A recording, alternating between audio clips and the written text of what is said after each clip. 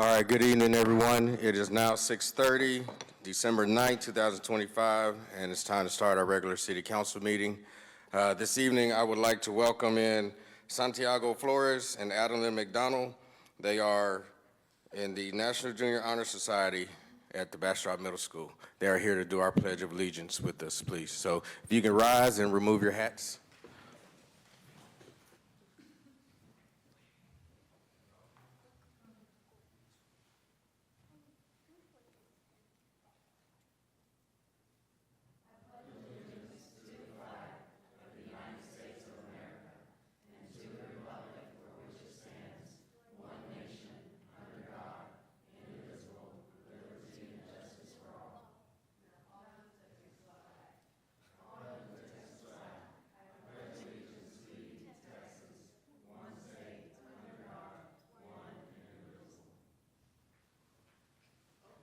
Thank you. Hey, don't go anywhere. Colin's going to take your picture real quick.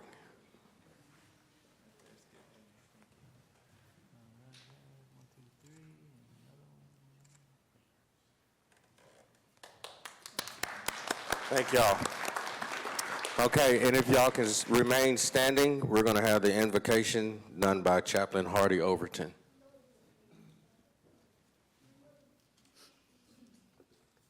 Let's bow our heads.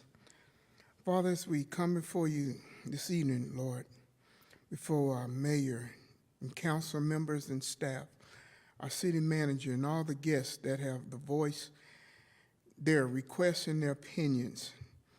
And we just want to ask you, Lord, to guide us and open up our hearts and mind for us to have a better city, Almighty God, that we can come into agreement and everyone be on one accord. And we ask this in Jesus' mighty name, amen. Thank you. Thank you, Chaplain Overton. All right. So now we're on to the mayor's report, agenda item 4. And I have a little bit of a list here, y'all, so if you can bear with me. It's been a minute since we've been here, and I've had a lot going on. So, hope everyone had a happy Thanksgiving.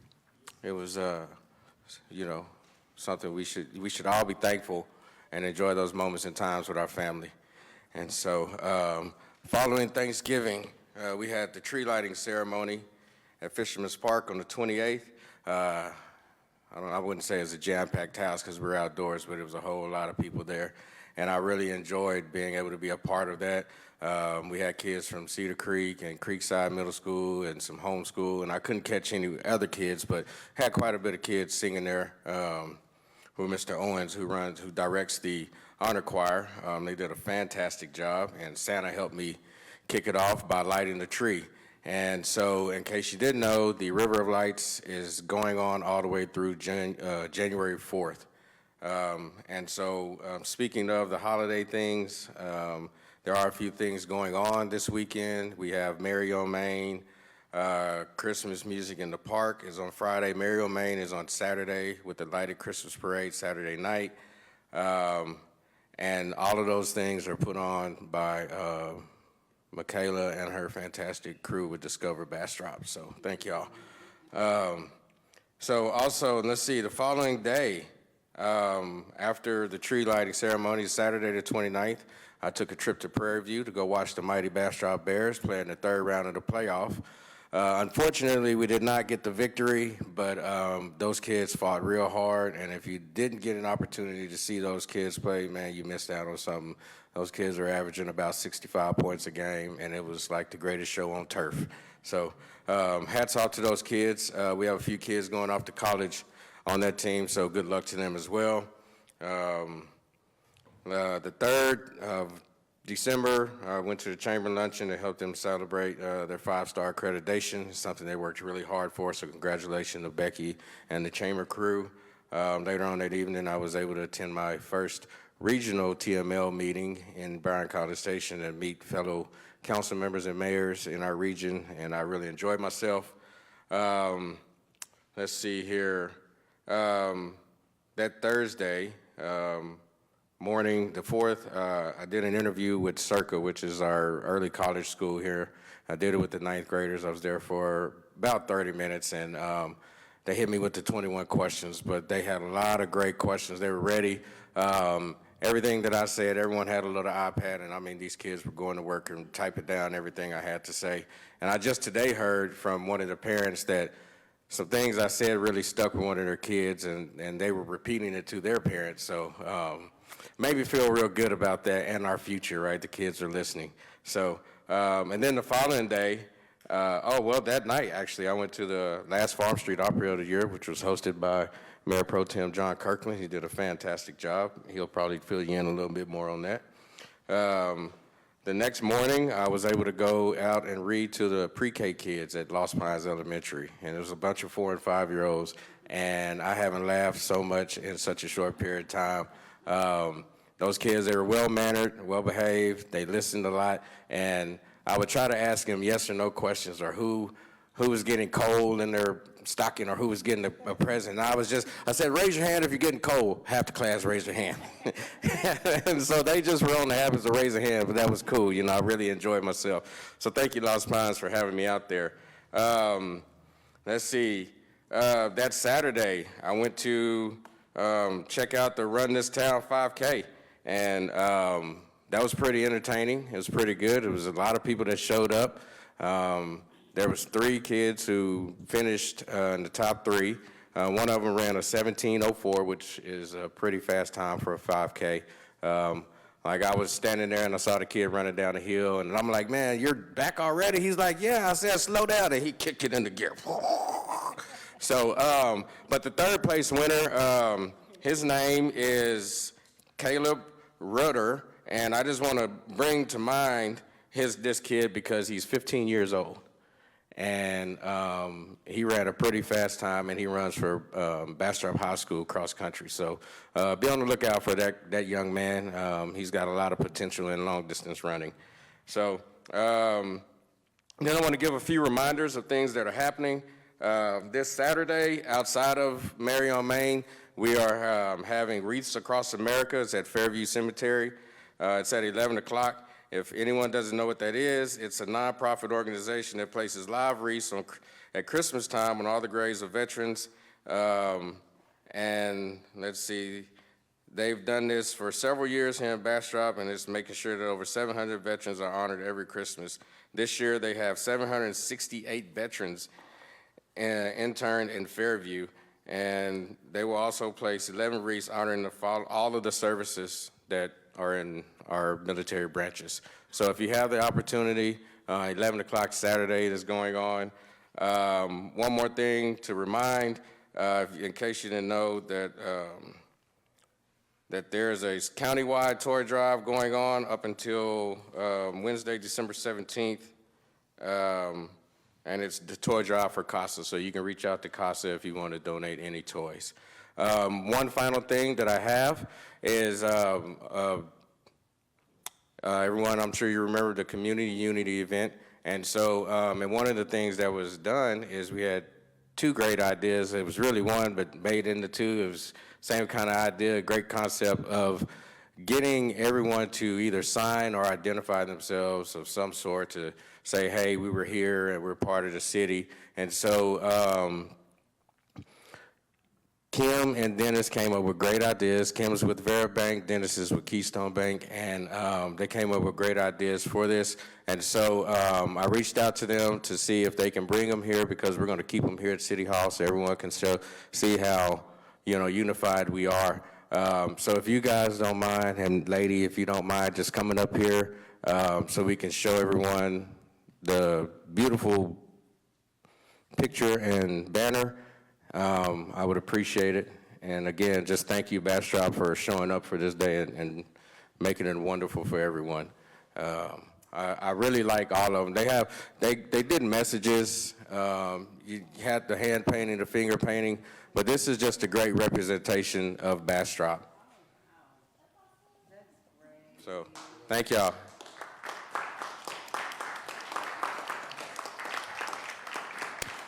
And thank y'all for the wonderful idea.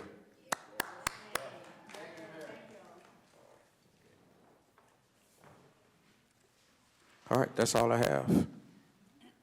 All right. Oh, and today is Dennis's birthday. He turned 60, so happy birthday, Dennis. I told you I was going to do an announcement. So, all right, that's all I got. I'm done hearing myself talk for the moment. Councilman Lowe. Thank you, Mayor. Good to see everybody this afternoon. I'm going to keep it short and sweet. We had a joint planning and zoning meeting with the council, and we discussed the newly proposed Bastrop Development Code. So we are transitioning away from the existing B3 code, and we're just trying to get a clearer, more modern, more predictable framework that aligns with Bastrop's vision. So we're looking at that. Also attended the Region 10 TML meeting. That was my first as well. Had a great time, and we showed up and showed out. We got the most there. So Yeah, we did. So we got that award. So that was pretty good. Right? Yes. No council members were harmed in the filming of this.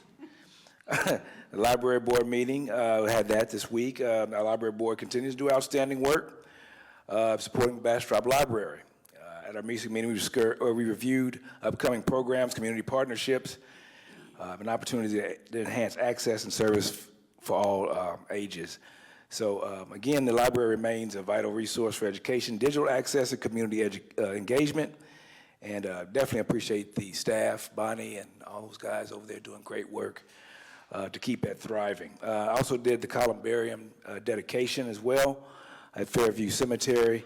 And this provides an option for dignified, peaceful, option for cremation. And it's very beautiful.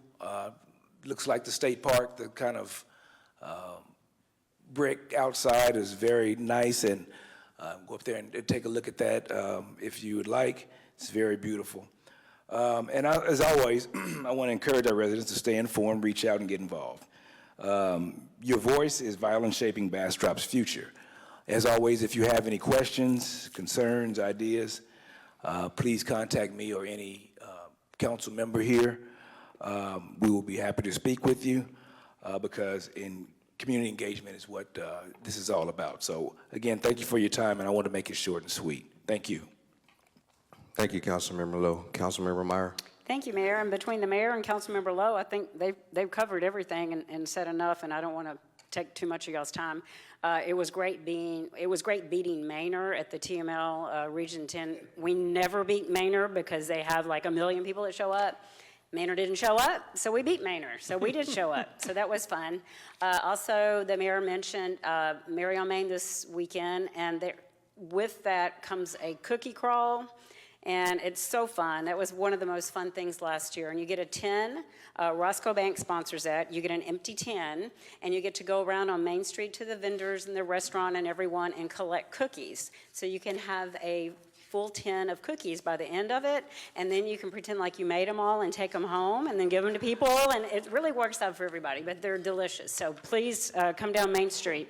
Another really cool thing that Michaela Joyce has done with Discover Bastrop is she arranged for carts buses to run from the convention center to Main Street that day. And they run in the morning, they run for the homes tour, so don't miss the homes tour. That's that 12 to 5 that afternoon, sponsored by the Museum and Visitor Center, historic homes tour, so you can catch the homes on the carts bus also. But they're also running to the convention center and for the parade.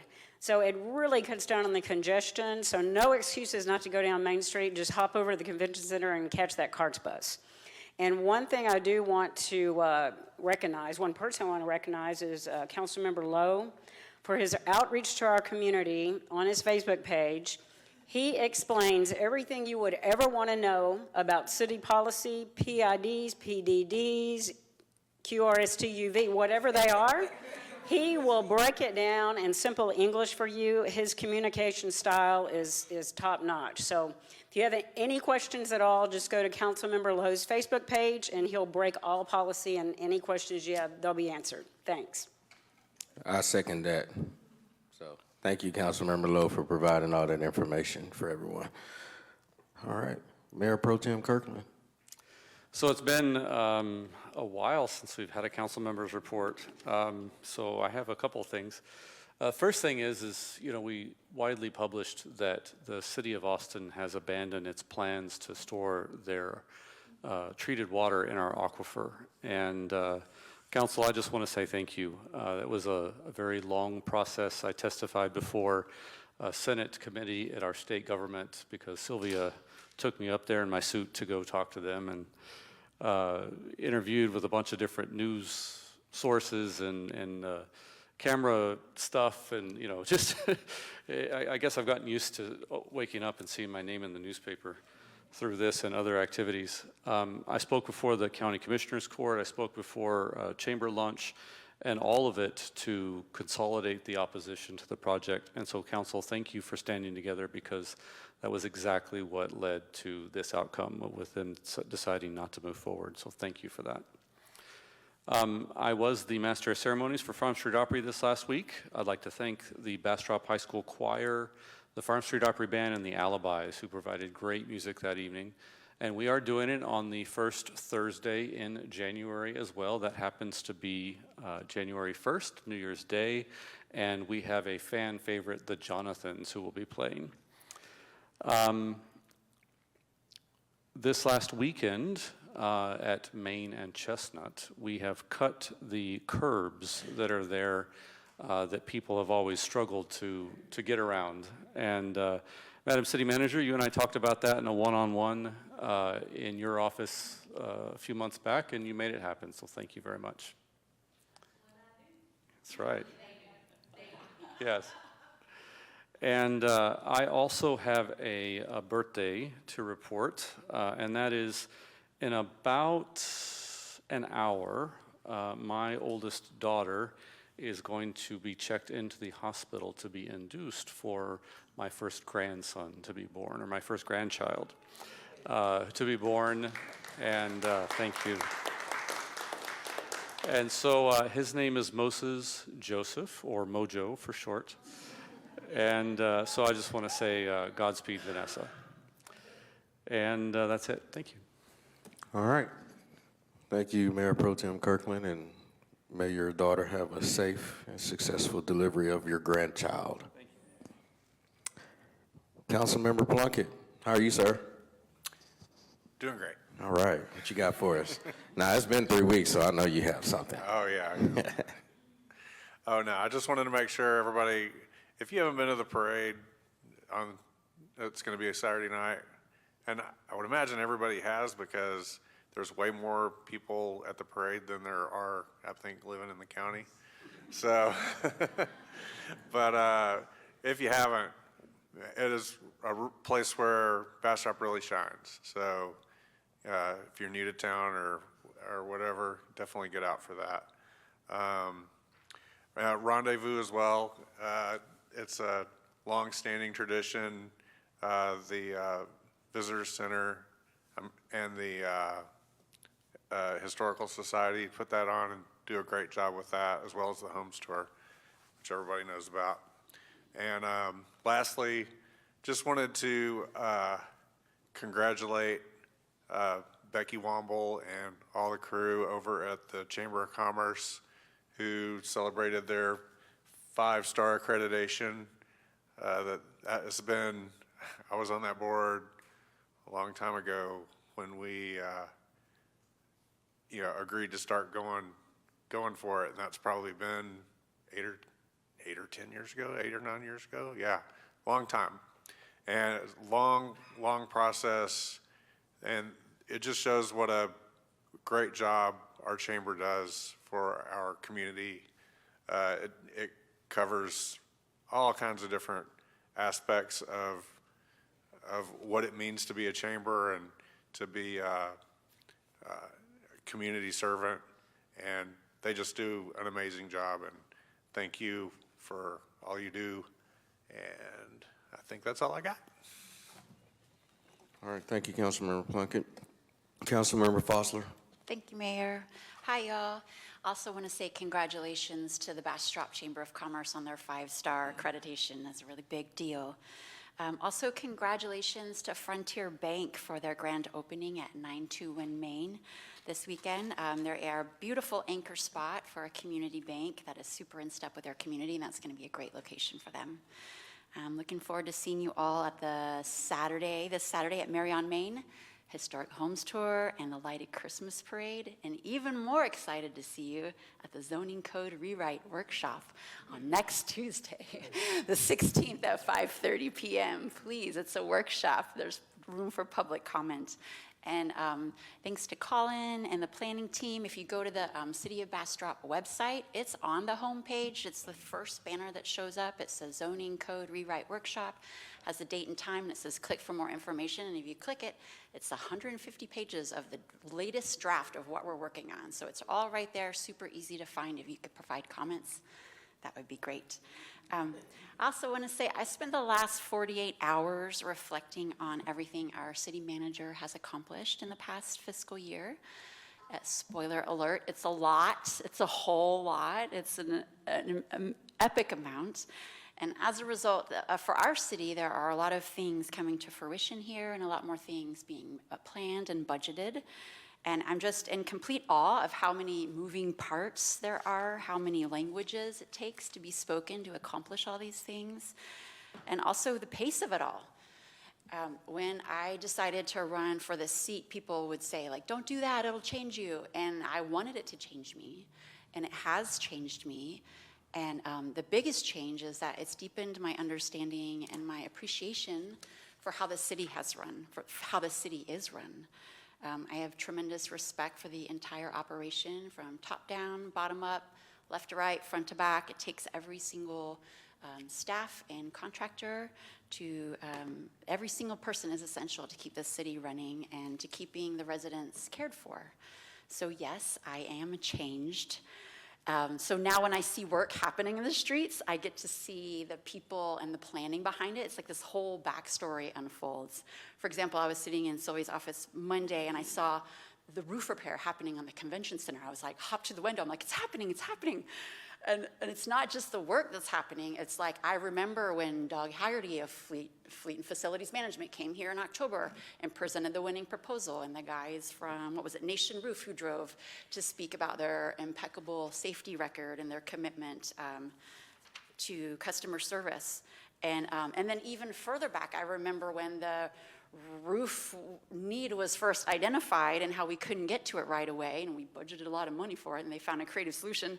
And even beyond that, I remember when Fleet and Facilities Management was formed 2 years ago to inventory and care for our buildings and our fleet, to do things like this. So when I saw them, it's not just like workers I see, it's like the whole backstory unfolds, and I have just a lot of gratitude for the whole process, and also for also have pride, which is not a word I say a lot, but I have pride in seeing the result, which is just the very last step in this like huge process. So, people often get involved for the first time because they're mad at something, and that's how I was too. And then beyond the first contact with the city, like if you stay a while and you get involved, like your perspective changes, like it broadens and it deepens, and it has to change us. It's inevitable that we'll be changed.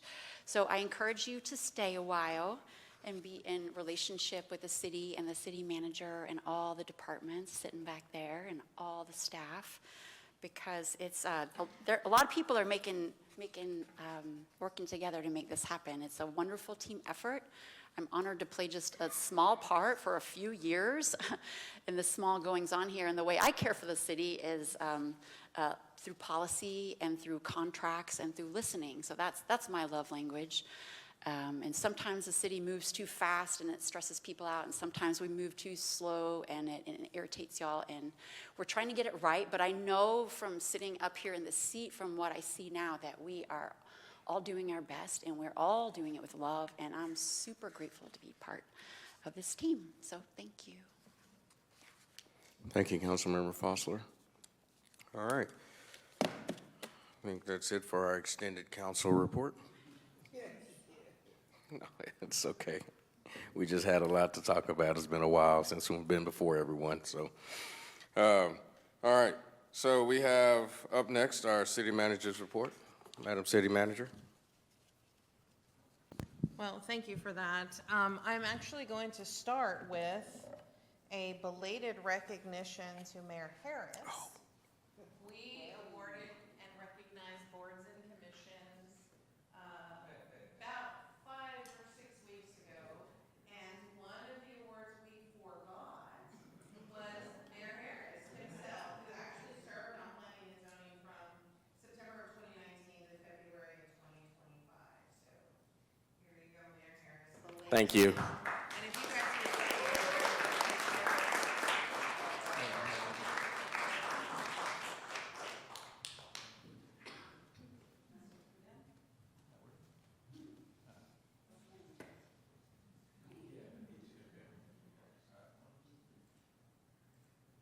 Thank you. Thank you. I did forget about this, but it is a reminder of, to me, just being involved and never knowing where it's going to lead you. I really didn't see myself in this position when I first started, but as I really put in the work and dedication on the planning and zoning and saw the changes and the differences being made over the years, and of course getting Sylvia here to help out with stuff, it really inspired me to push harder and dig deeper and fight more for our city. And so, you know, I wouldn't be in this position if it wasn't for me cutting my teeth on planning and zoning. So I thank everyone that was there with me along the way and to allow me to get here. So thank you. Thank you. And if you have the time in your life, please volunteer for a board or a commission. Okay? Amen. We can always use you. Thank you. All right, Madam City Manager, you got some more stuff? I do. All right. All right, so a quick, I won't be as long. There's a lot of updates because it's been a while. Our wastewater plants, 1, 2, 3, and the expansion. So 1 and 2, plant 1 is 85% complete, and that is a picture of them scrubbing you-know-what at the bottom of those tanks. And so we're almost there. I want to again reiterate to the public that rehabilitation of plant 1 and 2, we're doing with quote-unquote free ARPA money, and it has extended the longevity of our wastewater system. Plant 3, everybody knows, was years overdue. I think it was a year overdue when I came on board. We've got some litigation that we're hopefully going to settle and get to mediation and hopefully begin to close this phase out. The expansion to Plant 3, we have discontinued negotiations with Train. They have received their legal letter, and then so you have a January agenda item that will pick up and run with whoever else we appoint. Blakey Extension, which is the weekly topic between Mayor Pro Tem Kirkland, Kevin Plunkett, and myself. I've shared with council the legal discussions with MWM on design. Essentially, the initial design has some things that we consider unsafe and not buildable. So we're asking to take the plans back, allow an owner's rep to review those plans again and get those things in. We've had several conversations, so I'm hoping to bring that to fruition quickly. You do have a discussion today in executive session, and we met with the property owners regarding the roundabout, the 2 car washes, the boot company, and the other adjacent property owner, and they had some very, very, very good commentary. We are looking at some alternate designs, and we will be bringing those discussions forward.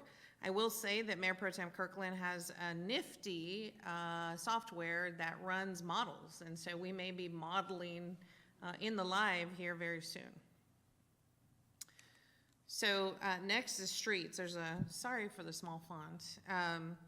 Main Street, the Chestnut intersection is complete. That was a little bit painful, but we've got it done. We have some improved coordination we need to do among the departments to make those things go a little bit smoother.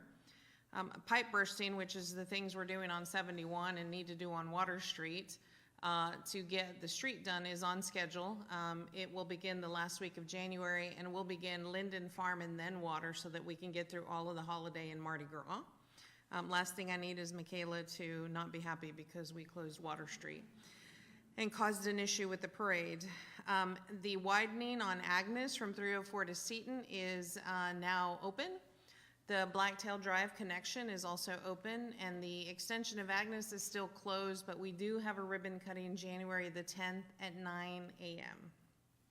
So yay, we'll finally be able to do that. I saw the lights come on about a week ago, and it's amazing what you can see from 71, and it's sort of a clear shot that you begin to see how the city's growing in that direction.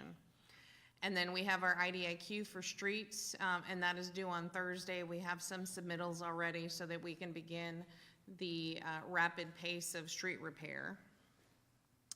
And then park construction, this is only phase 1. If you'll recall, Colin, can you go to? Yeah. Park construction, we had a modification to Delgado, which was some slide layouts based on some ADA changes. We just had to swap the slides. And then the change order for Fisherman's splash pad, it added additional shade and there was some additional safety concerns. That's the change order that is in your packet. That park is really going to be meant for the younger children, and so the Parks Board and the original members of that splash pad who helped raise the funds to do that were concerned about some of the natural elements that we had.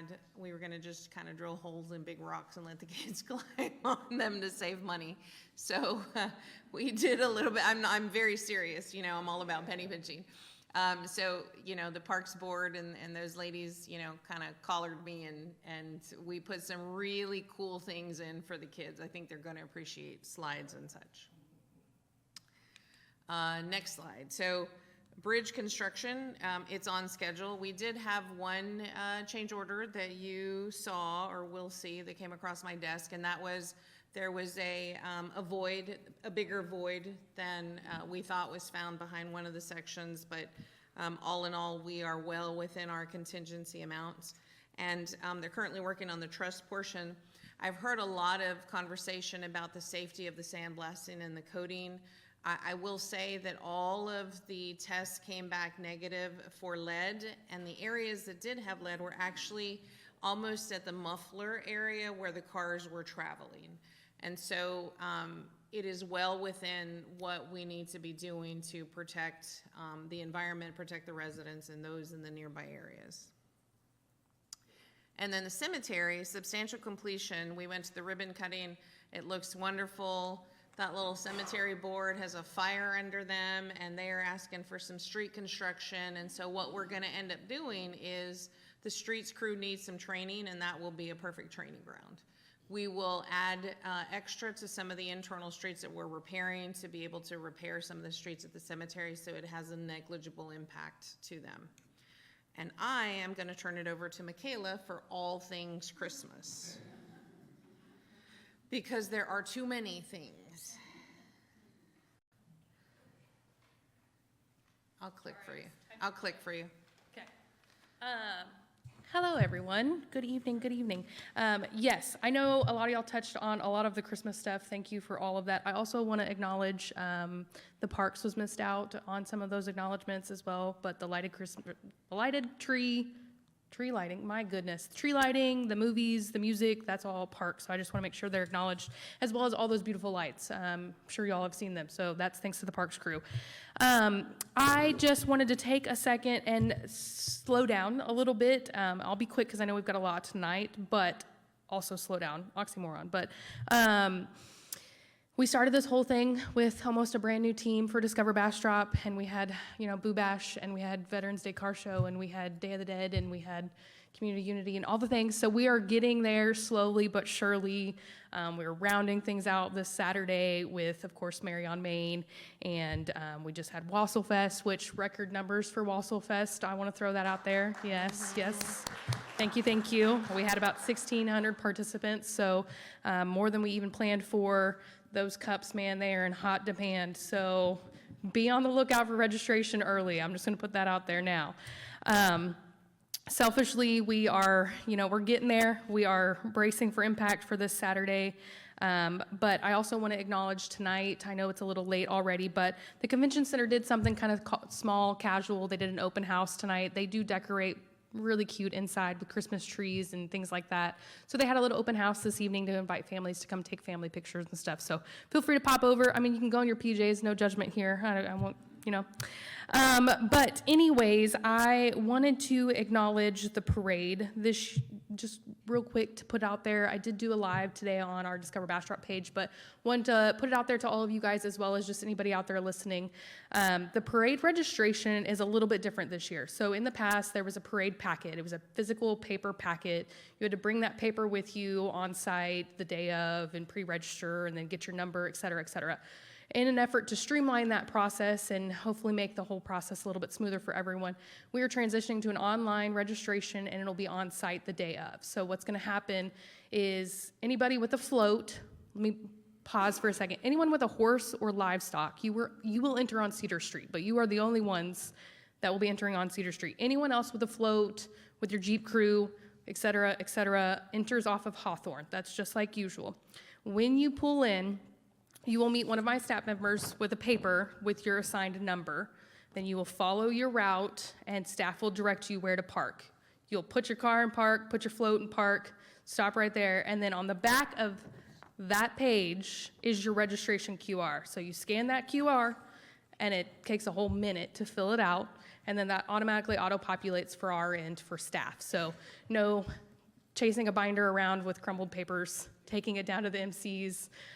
So it takes a whole minute to fill out. Staff will come by to verify that that registration's been submitted.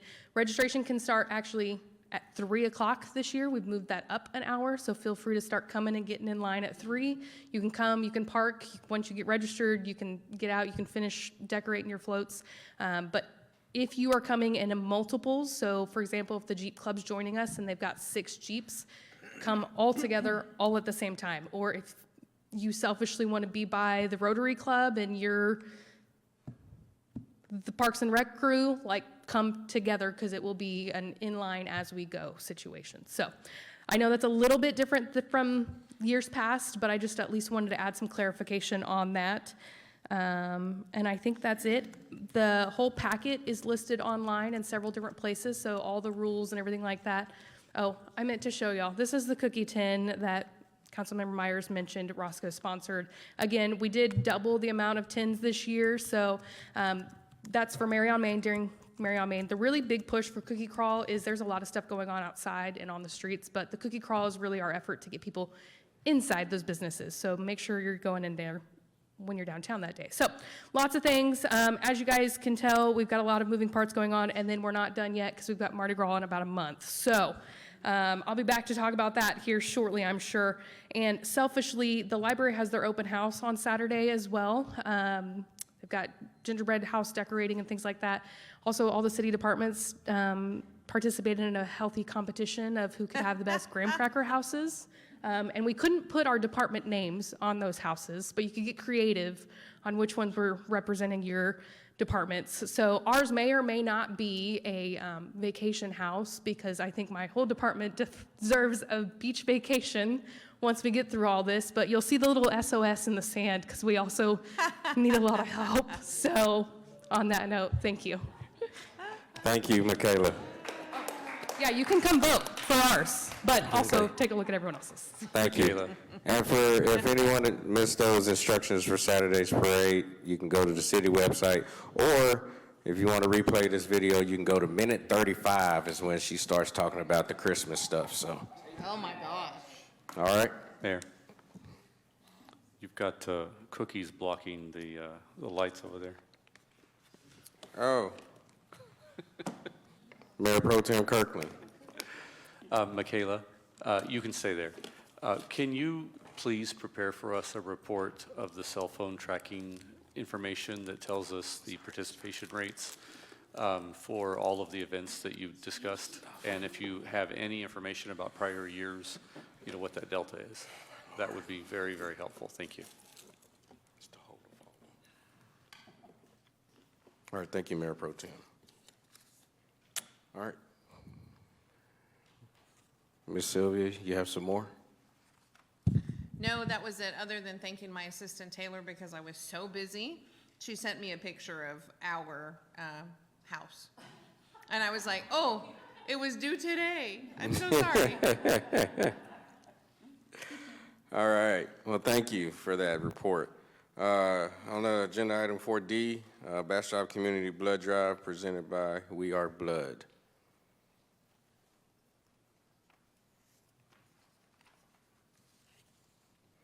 Hello, sir. If you can just introduce yourself and tell us who you're with, please. Thank you, Mayor. My name is Nick Canedo, and I'm the Vice President of Community Engagement at We Are Blood. And I want to start off by thanking you, Mayor Harris, City Council members, and Madam City Manager, and all of the staff for the City of Bastrop for supporting this blood drive initiative. We're hosting a blood drive next week on Wednesday, December 17th from 7 a.m. to 2 p.m. But I want to give you all some background about We Are Blood. So We Are Blood is the nonprofit blood center serving Central Texas. We were founded in 1951. Today, we are the sole supplier of donations to over 50 hospitals, clinics, and EMS agencies who perform blood transfusions across 10 counties in Central Texas. So that includes Bastrop County, Hayes County, Williamson County, Travis County, and many other counties. So what that really means is that when a friend, loved one, or neighbor needs a blood transfusion, they're relying on individuals who are coming to visit a We Are Blood blood drive like is happening next week in Bastrop or one of our donor centers. So we need to collect at least 200 blood donations every single day to meet the community need for blood transfusions here in Central Texas. And that becomes even more challenging during the holiday season because folks become busy with travel plans, family commitments, schools are out of session, folks are going on vacation. So that means that folks are donating less and hosting less blood drives. So for that reason, over the past several years, We Are Blood has partnered with a city in Central Texas and a local TV network to host a special holiday blood drive to inspire that community to come out and give back, but hopefully inspire all of Central Texas to come and donate blood. And so we are grateful because the City of Bastrop has stepped up to host this year's special holiday blood drive in partnership with We Are Blood and Fox 7 News. So what that means is that we're going to be at the Bastrop Convention Center next Wednesday, December 17th from 7 a.m. to 2 a.m. But Fox 7 is going to be covering and promoting that blood drive as we lead up to the blood drive, and then also day of that morning with some live interviews of which Mayor Harris is going to participate. So up on this image here in the slide deck, there's a QR code to look for appointments. I wanted to ask y'all to go and get one. This thing is almost full. There's like one appointment available. So I'm working with my team to add even more capacity for more appointments. But walk-ins are going to be accepted all day long. So if you show up, we're going to make sure that you can get seen. So what I can ask from y'all is please do share with y'all's network, colleagues, and your friends and family about this blood drive happening, because every donation made at this blood drive is going to help our community prepare for the holiday season and those very difficult Christmas week and New Year's week when we're expecting a lot less donations. So thanks again for hosting us next week. We're excited to be here and we appreciate all that support. I'm happy to answer any questions too. Well, doesn't look like anyone has any questions, but I just want to say thank you. Appreciate this. It's a great drive, and that's like we're a week away, a little over a week away, and you're already full. So that says that people here care and want to give back. So I'm really looking forward, and I appreciate you reaching out, and God bless you, and giving me that opportunity to come be a part of this. And council members, I've never given blood. I'm not going to sit here in front, right? So maybe I'll do it the first time. I don't know. It's just something about it, like, you know. My wife has done it, though. And so if we can get everyone involved to some capacity, I know it would be greatly appreciated on y'all's behalf. So thank you. Thank you. Appreciate you. All right. We don't have anything in our work sessions or staff reports. But we do actually, agenda item 6A. Consider and possibly direct the city manager to work with the Lower Colorado Lavaca Regional Planning Group, RFPG 10, and the State of Texas Hazard Mitigation Action Plan, HMAP, to sponsor activities that will qualify for low-interest loans or grants from the Texas Water Development Board Flood Infrastructure Fund. Mayor, I'm going to be real super quick. This very much sounds like if you do this for me, we will do this for you. And make no doubt that is how the state of Texas works. Now, on the plus side, there are some things in here that are going to benefit us absolutely. In the state hazard mitigation plan, we have something called identify finished floor elevations. That's the second to the last bullet. And then we have upgrade critical infrastructure to notify of flooding. We could have picked any one of these, and none of these need to be funded today. We just need to be able to say, if I'm going to fund something or I think that something is of benefit to the city, which are the ones I'd like to include.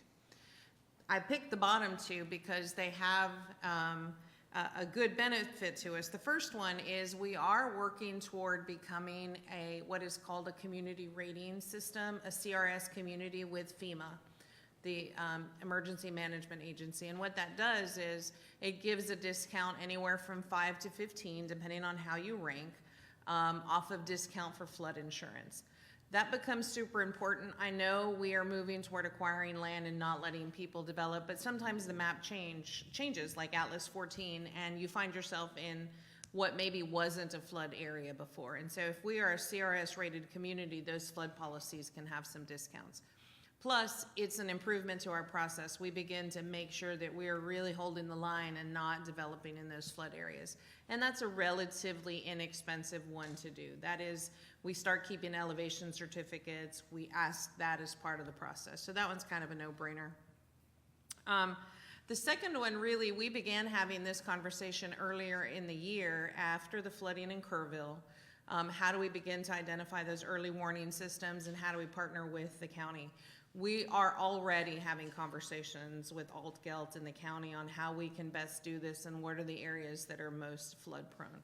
Again, they don't require any action of us today. I needed to inform you that we are going to say that we will sponsor these two items because they have a relatively low financial impact to us, but a great benefit. If we were to submit any one of, these are our Lower Colorado, we're in LCRA Region 10.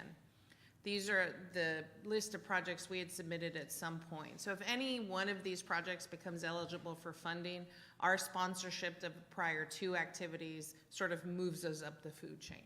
That is entirely what this item is for. It is for your information.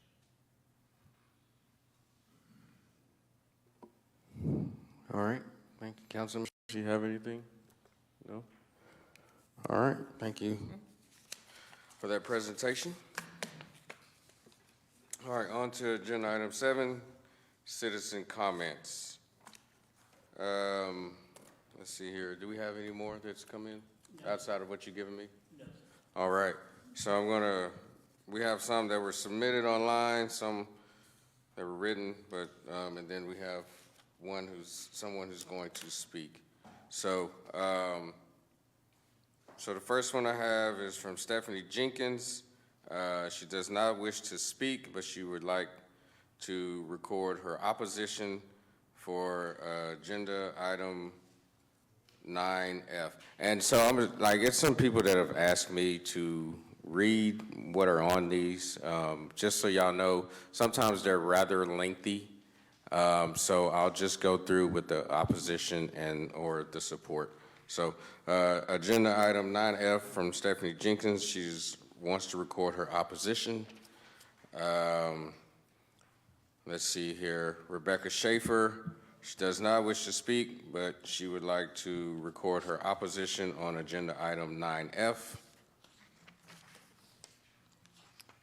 Barbara Coy. She does not wish to speak, but she would like to record her opposition on agenda item 9F. Jared Hruska does not wish to speak, but he would like to record his opposition on agenda item 9F. Kathy and Larry Albers do not wish to speak, but they would like to record their opposition to agenda item 9F. Lindy Larson does not wish to speak, but she would, like to record her opposition to agenda item 9F. And then Herb Goldsmith, does not wish to speak, but he would like to record his opposition to agenda item 9E1 is what he has. And so that is all that I have that's either sent in or wrote in that did not want to speak. Now we have Cecilia Cerna. She wishes to speak on agenda item 9E.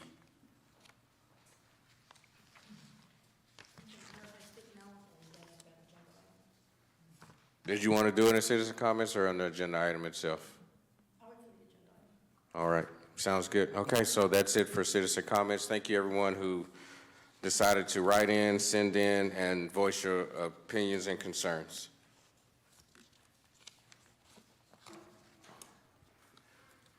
All right, on to consent agenda items. All matters listed on the consent agenda are considered to be routine by the City Council and will be enacted by one motion. There will not be a separate discussion of these items. If discussion is desired, that item will be removed from consent agenda and will be considered separately. Council members, do we have any items that we would like to remove? Oh, before we go, we are going to table consent agenda 8D, which is consider an act on the first reading of ordinance number 2025-83, providing for municipal court civil jurisdiction to enforce health and safety and nuisance abatement ordinances, authorizing the issuance of search and seizure warrants, providing for concurrent jurisdiction and establishing an effective date. Mayor, 8K and 8O.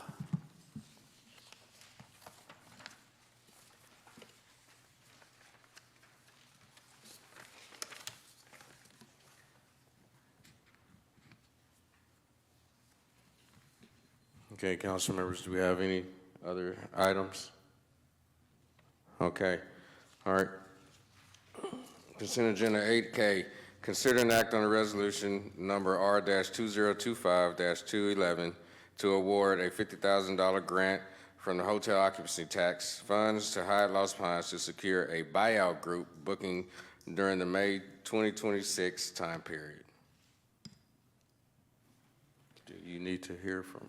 Well, I'll have a question for her, so I'll just explain what my question is. So in order for us to expend hot funds, the council has to find that this is a legal expenditure. And, you know, one of the tests is it for the benefit of a hotel or convention center? Well, the answer is clearly yes. And then the second thing is that it has to fit into one of, I don't know, it's like 8 or 9 categories, fixed specific categories of expenditure types. And if it's not one of those expenditure types, then it is not a legal expenditure. And so we would be finding that incorrectly were this not to fit into one of those types. And so I have the question for Michaela, and that is simply, which type does this fit into? And it wasn't at least clearly listed in the staff report or the resolution. And since we're here to find that that is true, it's one of those things that I wish was there. So tell me. Yes. So you're 100% right. There's like a 2-part test for our hotel tax funds. So the one is that it directly promotes tourism, hotel, convention center industry, putting heads in beds. So this checks that box for sure. Yes. The second one is the category that this most often falls under So I'll back up just a second. So this is part of a bigger discussion. I'm going to be bringing forward a hotel incentive fund, which essentially the premise of that fund is to be utilized by hoteliers to essentially buy down room rates in order to book or secure conventions, group bookings, et cetera, et cetera. So basing off of several other communities around us and how they build those hotel incentive funds and what they do based on the categories, is that this falls under category number 2 specifically. So that is hotel incentives like this fall under category 2, which is convention registration, promotions, and programming. So what we're gonna be doing is the hotel incentive fund itself is a program that we are building out to directly go to tourism, convention center. It can be used for administrative costs like convention center registrations, but also hotel room blocks fall under that category. So it'll be under category number 2. This is checking the box of securing a convention, meeting, or large group business. So that's where that category 2 comes into play to give us those 2 checked boxes. Like I mentioned, several other communities have a hotel incentive fund, so I'm going to be bringing that policy forward to you, and that verbiage will be outlined in there.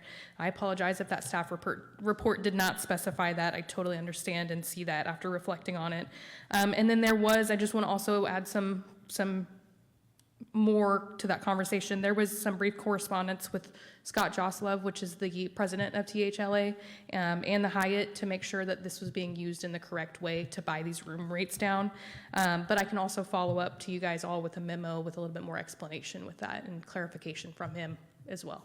No, I appreciate that. And council, in terms of like having an objection on this, I withdraw it because that does answer my question and have no concern.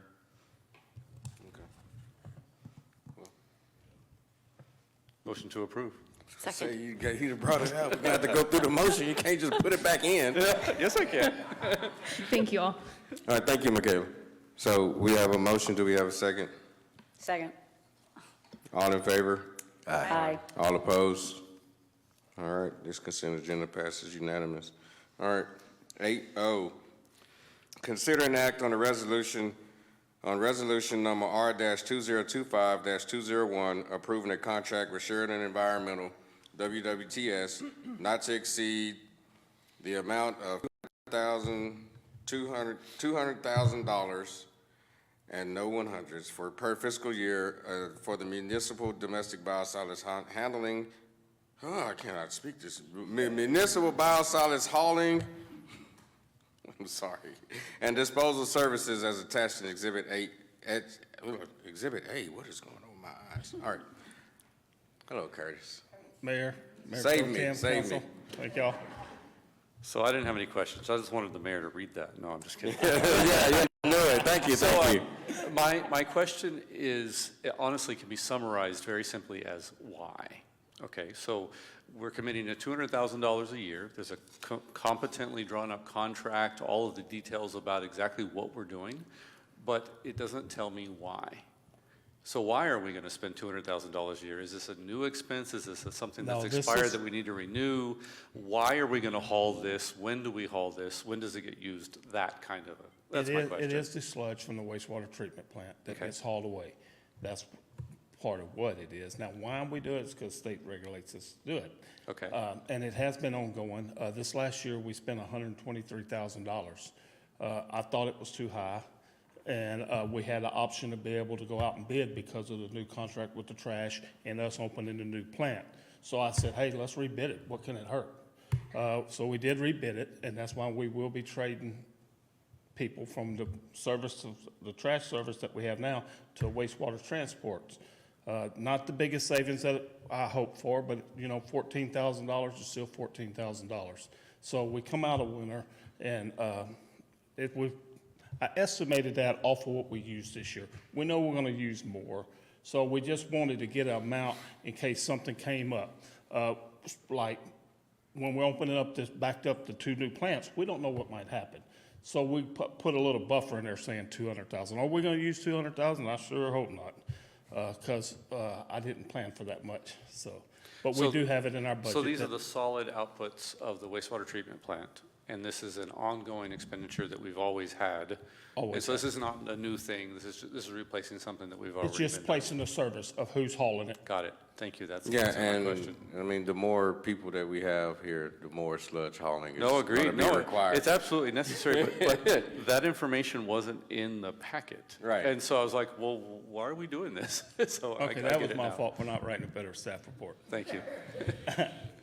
All right, well, is that all you have? She's got a Yes, comment, I ma'am. guess. My hope, this is one of the things in the new plant, we're going to monetize this. We will be the acceptor. We will turn this into, we'll turn poop into money. Black gold. Yes. It can be combined with the right mulch. It can be used as for fertilizer, different land applications. Well, not just saving our dollars, but also being able to take in others. Right, because people will buy that, right? If You you're can do some curious, fine we- screening of those materials and things like that. It If you're really curious, helps. we hauled 1,187 tons last year of sludge out of the 2 plants. Okay.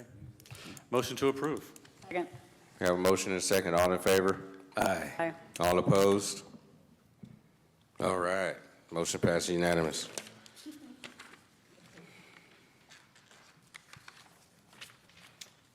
How many we have here? Yeah, I know I gotta do A, B, and C. So. All right. Consent agenda item 8A, consider and act upon the second reading of ordinance number 202582, amending the Bastrop Code of Ordinances, Chapter 1, General Provisions, Article 1.10, Boards, Commissions, and Committees, Section 1.10.001, Parks Board, to add 2 ex officio positions with qualification criteria.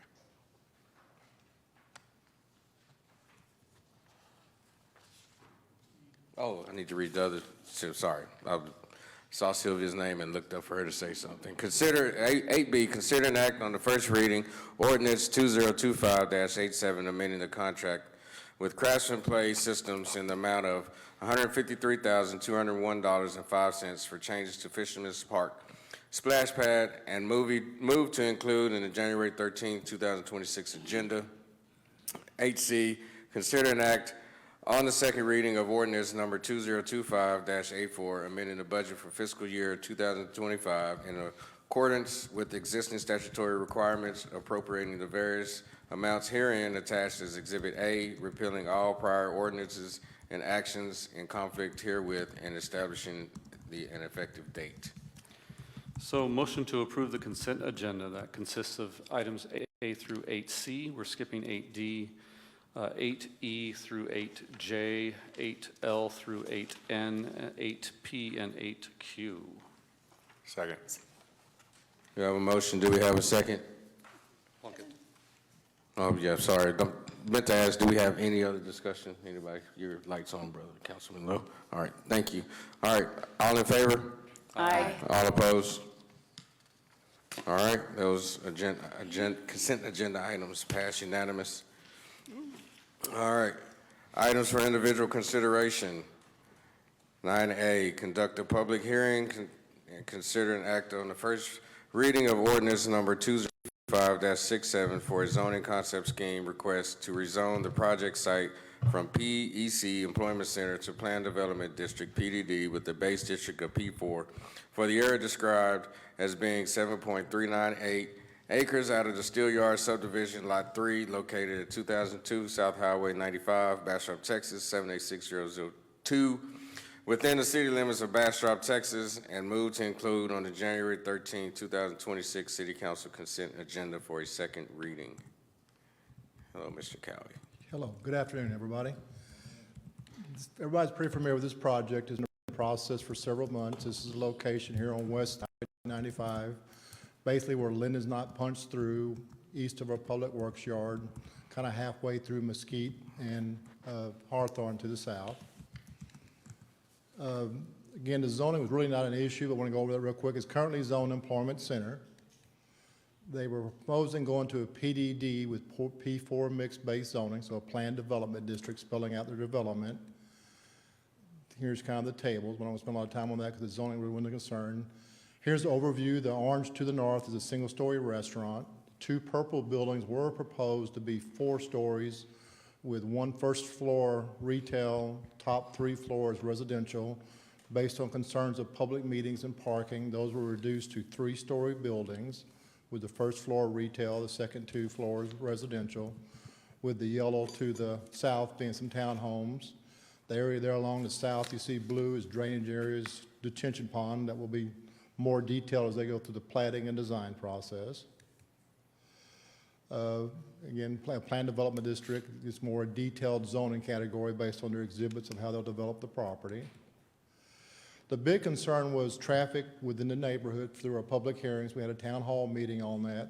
Through that process, working with Viviana of Goodman Corporation, Jake, and Shiva, who's actually an engineer, is we going back and addressing traffic from our meetings. We proposed punching Linden Street through, and working with Jake, Viviana, and TxDOT, we identified some different things. We're going to actually propose punching Linden Street through. Based on the traffic counts, a light's not warranted this time.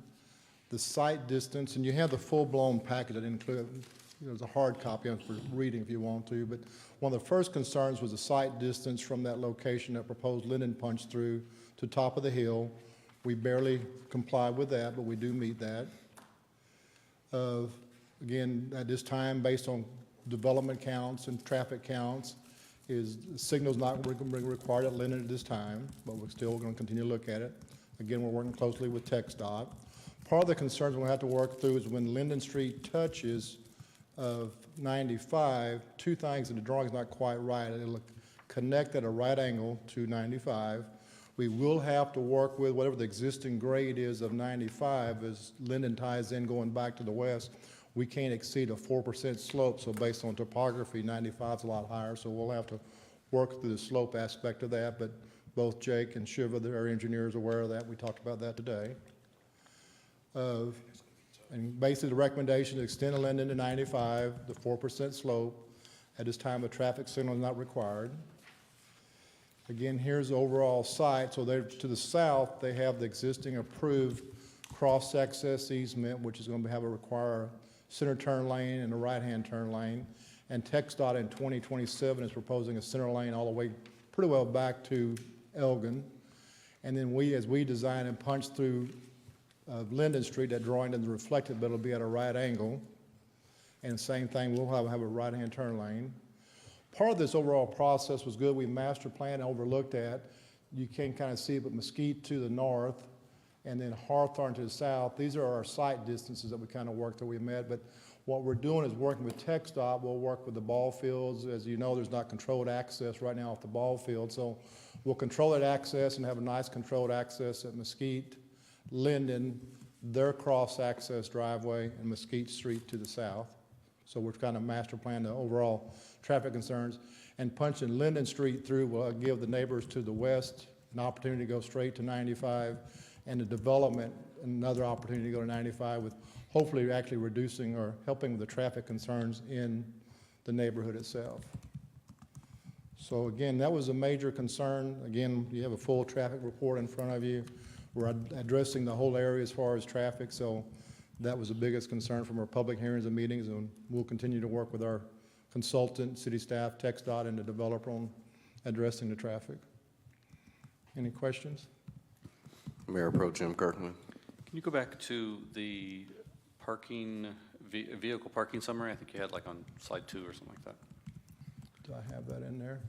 Yeah, here we go. So basically, a good point on that. So what they're doing is at our current parking requirements, that was a concern from one of our public hearings, is he's going to comply with the 1 per bedroom for the residential use.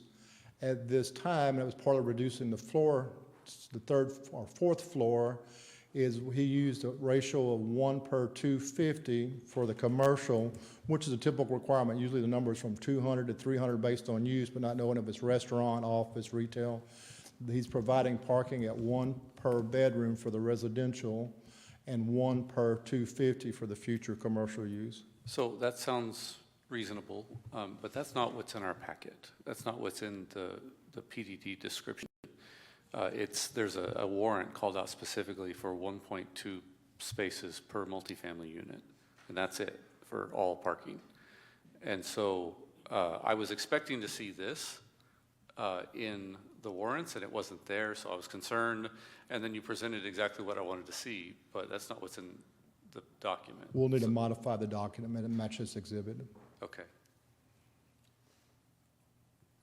Well, that's it then. Okay.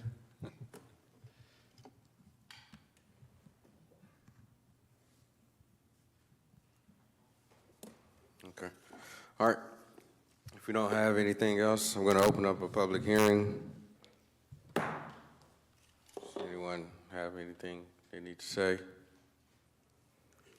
All right. I'm going to close the public hearing.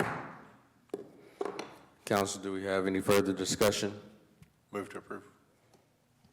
Second. Yes, council, yeah, discussion. Okay, cool. What do you, go ahead, Mayor Pro Tem. Okay, so we have a motion and a second to approve. Can we modify that with a friendly amendment to change the warrants in the PDD document to include the parking as described literally on this slide? I'm fine with that. I'm good. Okay, so modified then, thank you. All right. All in favor? Aye. All opposed? All right, thank you. Passes unanimous.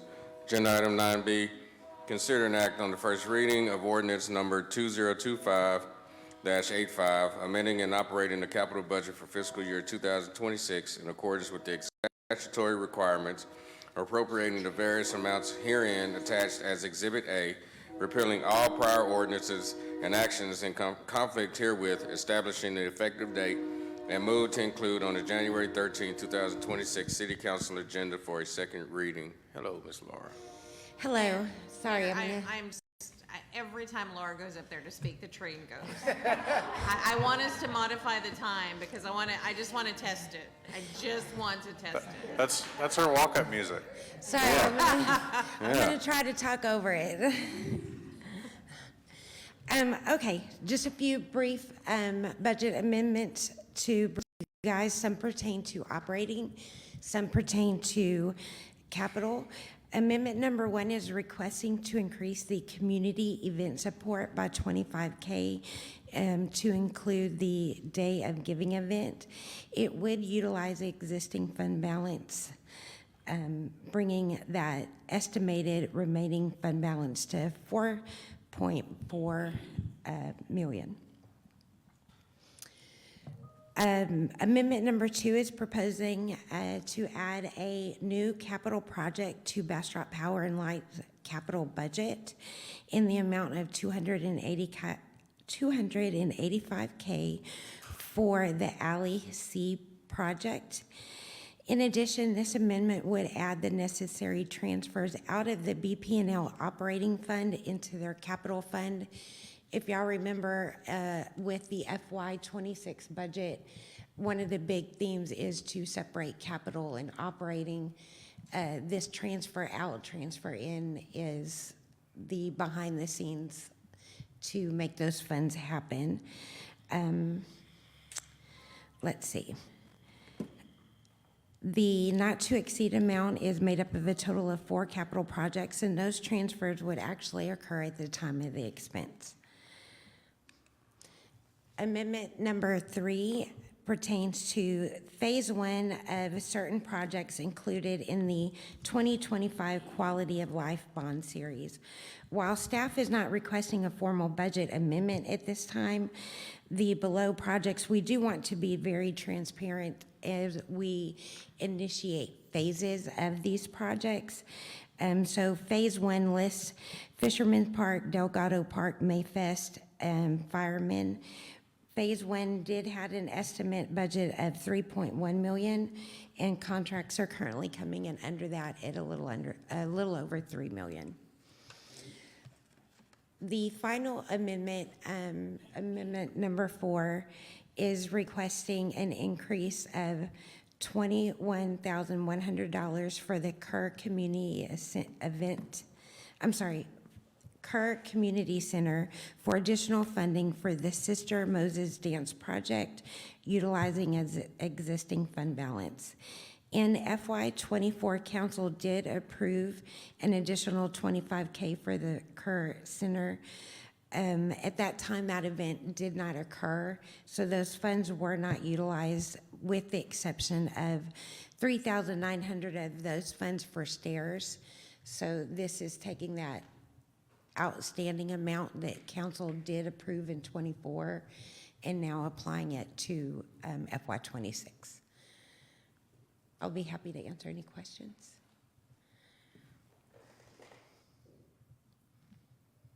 Councilmember, no one has any questions. All right. Thank you. Thank you. Well, if no one has any questions, do we have a motion? Motion to approve. We have Second. a motion and a second. All in favor? Aye. All opposed? All right, motion passes unanimous. 9C, consider an act on the resolution number R-2025-200, approving a construction contract with MSC Finesca Construction Company for an not to exceed amount of $77,452 for the replacement of 2 manholes located near Bastrop High School and for the installation of 1 manhole and replacement of approximately 80 feet of sanitary sewer main located at College Street and Pecan Street as attached in Exhibit A. Hello, Curtis. Good to see you again. Mayor Pro Tem, Council, City Manager. Bringing to you, this is still part of what we've been doing of the rehab of our system, our collection system, and by doing that, we do a lot of camera and inspection. We did find these 2 manholes located behind the high school. They're midways between Hawthorne and Cedar there, and there's some older manholes, and they just deteriorated past us being able to rehab them for those 2. The one over on Pecan in College, we found a line that runs down College that we didn't know was there, and it turned out to be the main sewer line for a lot of those businesses right there. And it doesn't have a manhole, so it's improperly, and it's not draining properly. And that part, when they come through, I guess they didn't tie it in well, and it's going to need some work. That's where the 80-foot of pipe, additional pipe would be installed of manhole. And that line is deep over there. Just to give you an idea, the breakdown is about 30, I think it's 38,000 for the 2 replacements and 39,000 for the 1 addition over there and the 80-foot because of where it's located. They got traffic control. They're going to have to do bypass pumping and all of that. So it's a little more in depth. So any questions? Motion to approve. We have a motion, and we have a second. All in favor? Aye. Did you catch the second? No, we got it now. Plunkett, sorry. All in favor? All opposed? All right, it passes unanimous. All right. Agenda item 9D, consider an act on the resolution number R-2025-202, authorizing the creation of an investment committee to serve in the best financial interest of the City of Bastrop, and contingent upon its creation, authorizing the mayor to appoint 2 city council members to serve on the investment committee. Hello, Ms. Judy. Good evening, everyone. How's everyone doing today? I hope well. Good. So, as the mayor mentioned, there's 2 parts. It's approving the structure of the investment committee, and the second part, if approved, the mayor appointing 2 folks to the committee. And so we're recommending 5 voting members, including the city manager, the assistant city manager, the chief financial officer, or their designee, and 2 council members, and 2 non-voting advisors, one being the investment advisor consultant, which in September the award was awarded to Meter Investments, and our city attorney or designee. Any questions? So let me tell you why we're doing it.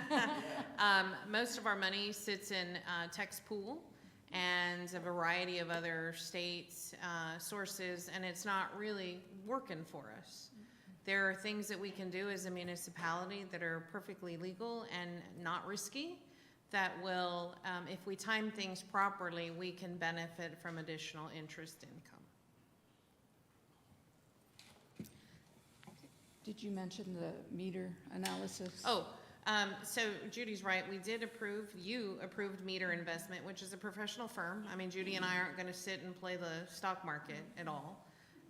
It is a professional firm that would give us recommendations and really help us time how those investments are handled and when, et cetera. So there's an art to it. All right, Councilmember Plunkett. Yeah, I just wanted to make sure that when you say timing, you're not talking about timing the market, you're talking about No. timing meaning- our investments correct, and our spending. Correct. For Just wanted- example, if we're sitting on several $1 million for the bridge, and we know those pay apps are going to take, 18 to 24 months, what are those windows of time we can put the money to work, invest it, reap some benefits of additional interest income, and then put that back. Just wanted to make sure the public didn't get the wrong idea there. Thank you for that. Thank you for And that. Appreciate providing that clarity. I'll move to approve. Councilmember Lowe, you have? Yes, as far as delegation of authority, what are the checks and balances involved? So that's why the city attorney or designee is there, and then also Meter Investments. It still requires council, it's still gonna require council approval, yeah. we would bring those recommendations forward for action. Second.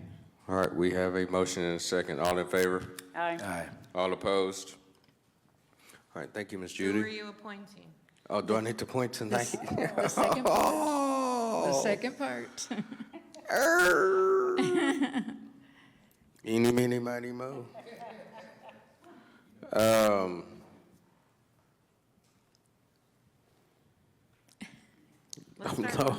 looking at Councilmember Plunkett and Councilmember Lowe. Okay. All right, Do we need a vote on that? Well, yeah. we need to vote. Okay, let's get a vote on this. And do they accept? Do you accept? You accept? Do you accept? Yes.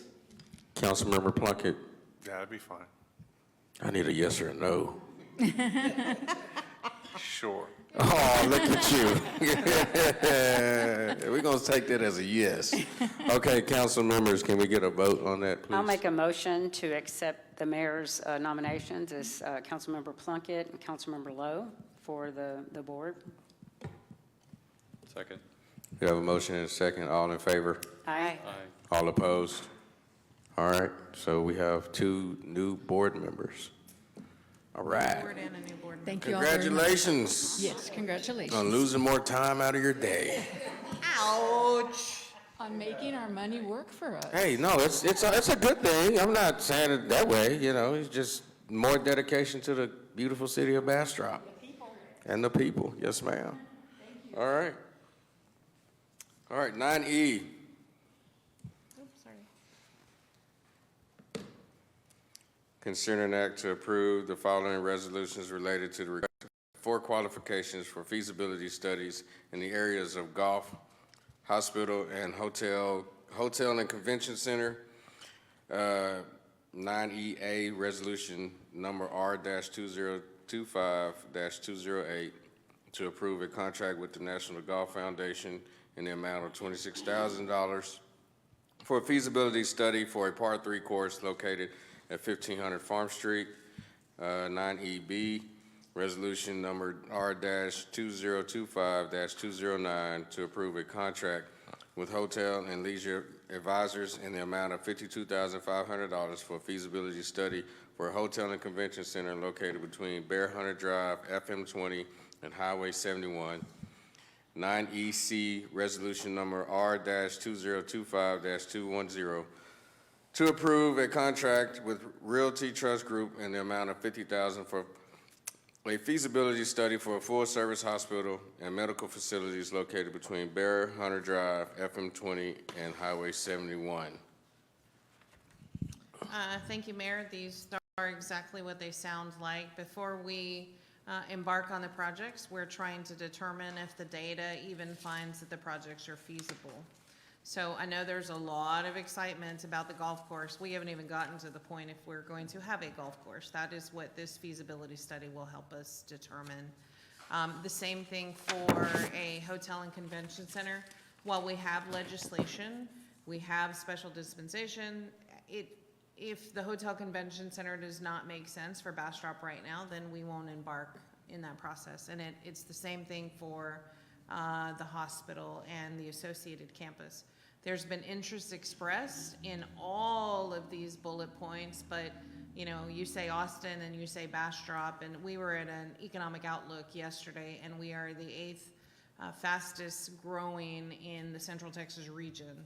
So, you know, all eyes are on us.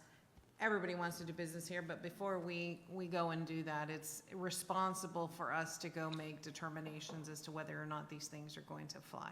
Very much like we did with the athletic facility at the industrial park. Everybody was super excited. We had to review the data and then found that there's surrounding cities that are doing the same thing, and so it wouldn't be feasible for us to do something like that. All right, council members, got anything? Public comments. Cecilia, you're up for agenda 9E on the hospital. Cecilia Serna, 1104 Hill Street. my city council. I'm asking that we scale back the RFQ into phases. I think we should do the capacity market analysis first and then move on to other parts. To me, it's not reasonable to pay for a study for multiple options without knowing the patient volume. The patient volume is not part of the study according to the amendment on the RFQ. So we're seeking a full range of options, like a full hospital. And that requires a lot of information. Without knowing patient volume, we can't discern what services we're going to be able to support. We need to attract providers to move to Bastrop. Time is money, and they're not going to be commuting on a daily basis. We need to partner with BISD, see what the city can do to help our district to raise the TEA grades so that these providers will want to raise their children here. We need to partner with the Chamber of Commerce so we can put the stay in Destination City. No one will argue that inpatient services, especially OB care, is much needed in the county. But looking into building a hospital is like building a school without teachers and staff to run it. We have the students, but no one to do the instruction. I'd like to know what entity has come to the city wanting to build a hospital. Has a doctors group shown interest? That's how the heart hospital was done in Austin. A group of cardiologists got together and they wanted to build their own specialty hospital. Is there a hospital network or medical professionals wanting to build in Bastrop? Even if the venture is a public-private project, without the backers, it makes no sense to spend our dollars in this way. I had a conversation with someone from Ascension, and to their knowledge, no one from the city of Bastrop has approached them to discuss the need for expansion of services. Again, it doesn't make sense to start from scratch. Ascension Bastrop is already equipped for inpatient beds, and they have plenty of space for expansion, and this is by design. So please craft a phase-by-phase RFQ in order to review patient volumes and the backers.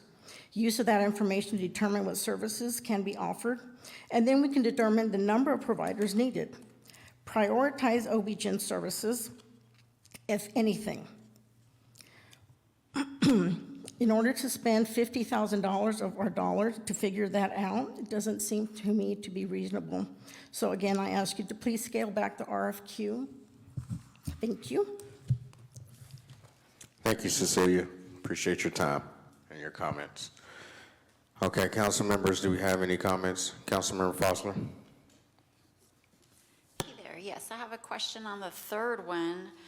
So the first one has expenses included, the second one has like not to exceed 2,500. The third one says. It's all inclusive. It doesn't say that, it says additional expenses on the third Nope. one. It's capped at $50,000. Fixed fee, okay, and then after, okay, can we go to page 246? Okay, let me just read the sentence, because I read it, you for sure? Because it says the project team will also be reimbursed for reasonable and documented out-of-pocket expenses. This In addition to proposal that came in was a lot higher than this amount, and I've asked them to scale it back very much because many of these proposals came back with, you know, already predetermined recommendations, and that's not what I needed. So I asked them to scale it back in a not to exceed. That's why it says fixed fee of $50,000. The text may say something different, but or maybe they missed something in the proposal, but on page 246 at the top, it says fixed fee, $50,000. Okay, so we read the second sentence also. It says, at the end of each month, RTG shall submit a statement of out-of-pocket expenses incurred, and is that? It's Sure, just- but not to exceed $50,000. Okay. All right. That was my only question, thanks. Oh, and a clarification on the first one as well, because in the acceptance letter, in the proposal letter, it said 18 hole. Correct. Par 3, and it has been updated to be a 9 hole. Correct. Par 3 golf course. And council received that in there. Yeah, we received Yes. a correction on that. We did, but Yeah. the public hasn't heard that Right. correction.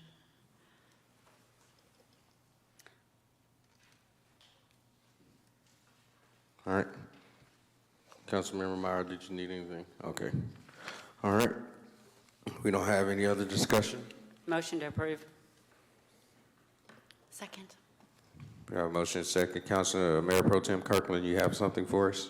Yes, I would like to request a friendly amendment along the lines of what Councilperson Foster brought up, and that is that we strike the paragraph on reimbursables from the RTG contract.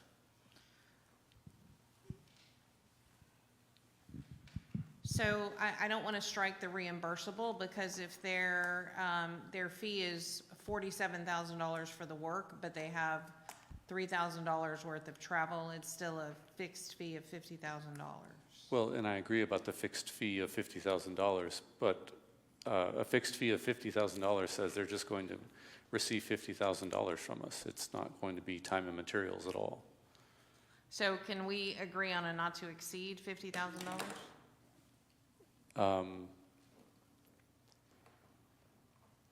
Not to exceed is better than fixed fee, because it could be lower than 50,000, right? Yes. But no, I concur that the way this is written allows it to go above 50,000. So then my request, based upon what you suggested, is that we change the proposed fee structure to say not to exceed $50,000, including reimbursables. Awesome. I like that. I'm fine to amend my motion to include that. Me too. All right, sounds good. All in favor? Aye. All opposed? All right, thank y'all. Agenda item 9F, consider an act on the first reading of ordinance number 2025-86, amending the City of Bastrop Code of Ordinances, Chapter 1, General Provisions, Article 1.03, Division 3, Section 1.03.006, by adding city council members shall be eligible to participate in the city's group health program, provided they pay 100% of the required minimum premium, and move to include on the January 13, 2026 agenda. Thank you, Mayor. This was at the request of a council member, and the request was whether or not the council members are eligible to participate in the city's group health insurance. Speaking from experience from my prior city, who was sued by the Taxpayers Association, and a court ruling that said, yes, the council members are considered quote-unquote employees. You get a W-2, you get your paycheck from your annual pay. However, it cannot exceed the cost that the charter, or the amount that the charter says each council member is going to be paid. So however that works out, we can't ever pay you more. And so we split the baby in Corpus Christi and said, okay, the council member is required to pay 100% of their required premium, so it does not exceed that amount. For a larger city, perhaps it's maybe not as big of a deal, because we spread the risk over 3,500 plus lives, and I apologize for this being small. Colin, can you zoom in on the table? So after discussion with legal, yes, it's okay. We've got to amend the ordinance and or policy. The concern that I have from an administrative perspective is we are a small risk pool. No offense to the council, but the council members tend to be older than the average employee. And so the pool is very much based on healthy and not healthy. A sickly member of the pool, just a few catastrophic losses will cause the rates to increase over a period of years. You can see our total claims as a percentage of premiums and what our loss ratios are. The insurance companies want those to be between 80 and 90%. You can see that we had a couple of good years, 18, we had 21, 22, and then we've had some catastrophic, we've had some heart attacks, back surgeries, et cetera, that drives that cost up. If you recall, at the beginning of the budget season, we were looking at a 26% increase, and part of that is based on some of these losses. So my overall comment is proceed with caution.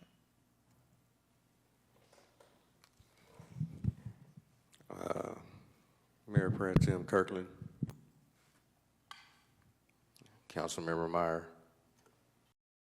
Thank you. And so I'm going to give a tiny little background on insurance to tell you what my points are about this issue.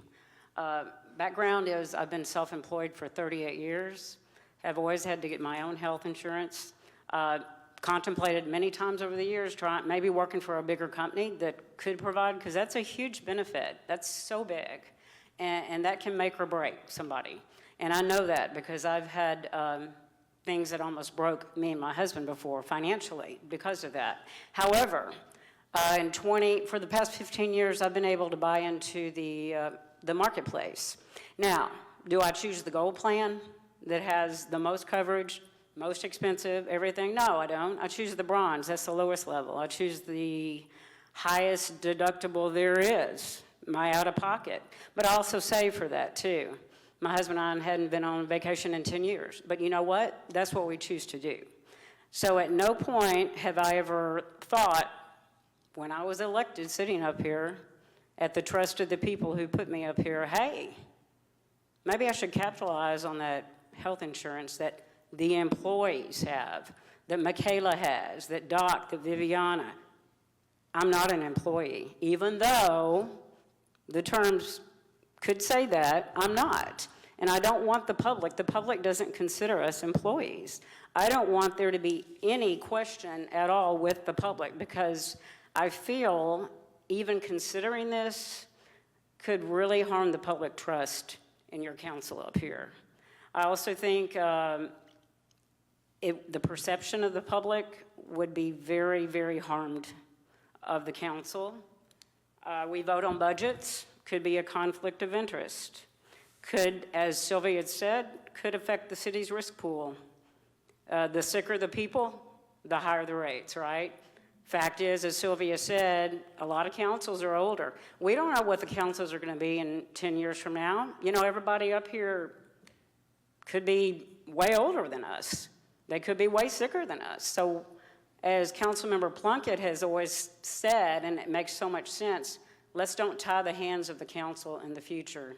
Let's don't do something now that would put them and bind them to that. The administrative workload would increase. City resources should support residents and employees, not elected officials. It creates perceived impropriety. Just the idea that the citizens could think that we were being treated special should make you cringe.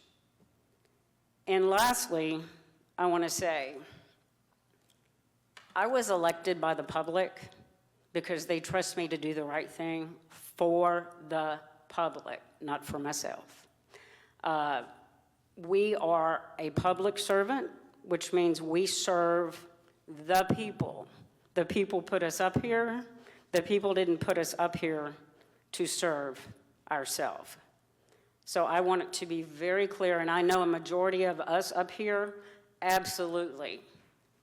We feel like the public is our one concern. I worry about, you know who I worry about? Not myself on my insurance, even though I have, you know, I'm not covered greatly, but I'm worried about my friend that I went to school with who lives on Pecan Street that barely makes it every month trying to get his medicine. I'm worried about the lady that almost had her electricity cut off. She has medical bills. I'm worried about which one is she going to choose. I'm worried about every resident in this town. It is our job to worry about the people and not be self-serving and not worry about ourselves. Thank you, Councilmember Meyer. Councilmember Plunkett. Yeah, I think got a couple of questions, probably for Charlie. I guess first of all, would you agree with the assessment that it's been litigated and it's not considered an additional compensation for us to participate in this? Well, it's been litigated in Corpus Christi, specific to Corpus Christi's charter. Okay, so it doesn't necessarily apply. So that wouldn't apply here necessarily, but I would agree with the general statements that were made, which are that if you have limitations on what you can receive in compensation as a council member, that would include benefits such as health insurance. And so to the extent that the cost of any health insurance would exceed any charter limitation, that would be a violation of your charter. Okay, and then the next one is, I understand I can't quote it line and verse like Councilmember Kirkland can. But my understanding is that we cannot vote ourselves benefits. So even if we were to approve this tonight, would we not be exempt from it? And I don't know, only- I'd have to look at whatever it is that you're specifically referencing that provides that you can't vote. Well, for yourself. example, we recently had an amendment to the charter that raised our salaries. Well, those of us who were on, those salaries are being phased in as new council is elected. And so the ones who voted to even put that ordinance on the, that charter amendment, excuse me, on the ballot don't benefit from it. Yeah, and that was specific to pay. However, you're not voting to give yourself Agreed. money here. You're just voting as to whether or not if someone is willing to pay the full cost. Okay, so that wouldn't apply here? It's not applicable. Okay, like if we voted ourselves parking places, yeah, hint, hint, no, which is good. Then we could benefit from those, Yeah, for this example. is not a vote that is giving yourself dollars in your pocket, it's just an opportunity to participate in a health plan at your cost. Okay, thank you. Thank you, Councilmember Plunkett. I just kind of would like to say a little bit, I don't know if it would be a devil's advocate or not, but just thinking about this one in particular, what I'm afraid of, and I wouldn't say afraid, but what I don't want to happen is to set this standard and,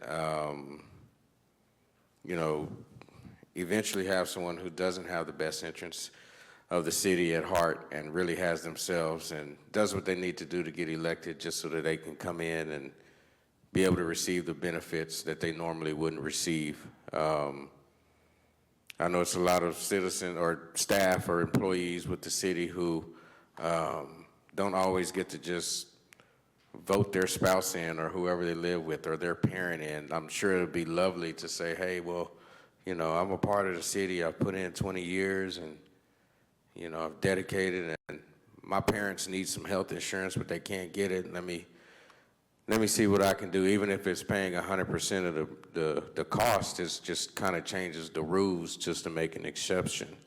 And I think that's what, when the citizens are looking at it, that's what they're looking at, is that we're altering the rules for a council member. I think that when a person gets a job and they get insurance, the intent is to be with that job for a while, thus the insurance helping them out. We're only here for 3-year terms, they're not guaranteed. So that can easily turn into just changing the premium every year for a person, or 2 or 3 or 5. It's 6 of us up here, so that can make a difference if 6 of us want to get it. Are there things that come with this at times that can be stressful and maybe add some health issues? I guess, I haven't come across them yet, but it could be, and those could be beneficial. And all in all, I think, I don't think this job provides enough. Now, I know it's some personal things that go on in people's lives to where they might need some insurance. I'm not sure how everyone goes out about doing their insurance, especially those who are self-employed. But I'm sure that people go out and make a way. Not everyone has this fortune to be able to come and say, hey, can y'all vote me in to be able to allow me to get some insurance? The majority of the people who are working every day have to go out and find it on their own, have to pay whatever the cost is, and have to sacrifice some things in life. And so I want to make sure that in this decision that it's done for the betterment of the people, and it doesn't set us up to put us in a position to where that might be someone's end game, is just to come in and get the insurance so they can be a healthier person and not really dedicate to the city. Because, I mean, insurance is a pretty high commodity if you can get it, you know. So I know a lot of people that'd be more important than really running the city because it's their life on the line. So it's just something to think about. That's all I got. Council members, we have anything else discussion-wise? Okay, we don't have anything to discuss. Can we get a motion, please?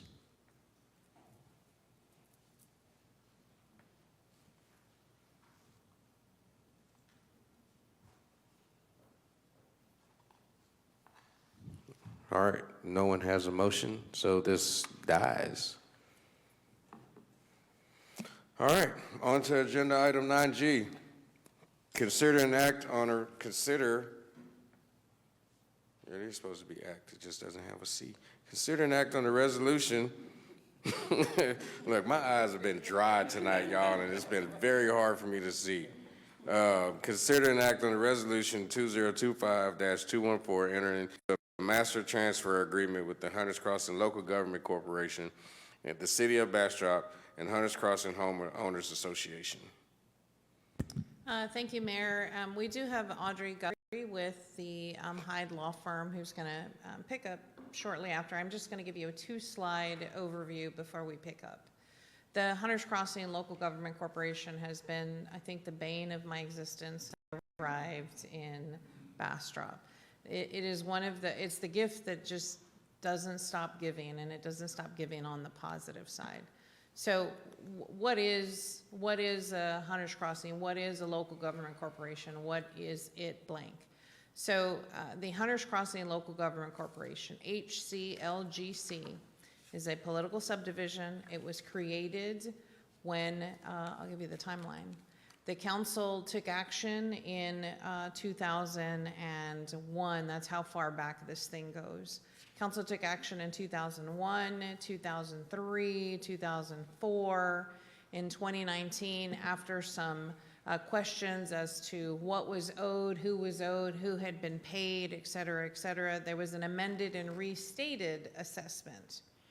At that point in 2019, also the HOA transferred property to the city and to the corporation, which meant that the HOA divested itself from some of the maintenance obligations. And so what the local government corporation did, because it can assess maintenance and operations, it went out and borrowed money, and it created debt that now is again assessed. Most recently, it was a fence for over $700,000. In 2022, some of the property owners filed suit. They filed suit for a taking, and really it was probably fiduciary breach or fiduciary misuse, because we did have a really bad time with records. But I will say, in the city's defense, this was the first one that was created in the state. Originally, the records didn't even have to be filed at the county courthouse. They were filed with the city secretary. So of course it would be natural to lose some of the records when property owner transferred, or property owner not know that there's going to be a lien on their property. I tell you that because I created number 2 in the state back home. So this legislation has evolved. It has evolved to a much better state. The Hunters Crossing Local Government Corporation had a maintenance and operations, and I'm going to say goal, and I'm going to use it in air quotes, goal, of $5 million. And sometimes the board acted like that was the goal. They were going to try to get there. But at the end of the day, it is the commercial and residential properties who are being assessed. This 2019 restated assessment meant that the residential property owners end their assessments in 2026. I need to tell you, there's still some debt outstanding, and that debt obligation is really being borne by the commercial property owners. And so the steps that you took in 2025 to begin ending the Hunters Crossing Corporation meant no more assessments. There's a ceiling to that, and this action takes over some of what we're already maintaining anyway as a city. So it's part of the mowing that we do. We maintain the irrigation system. We maintain all of those things.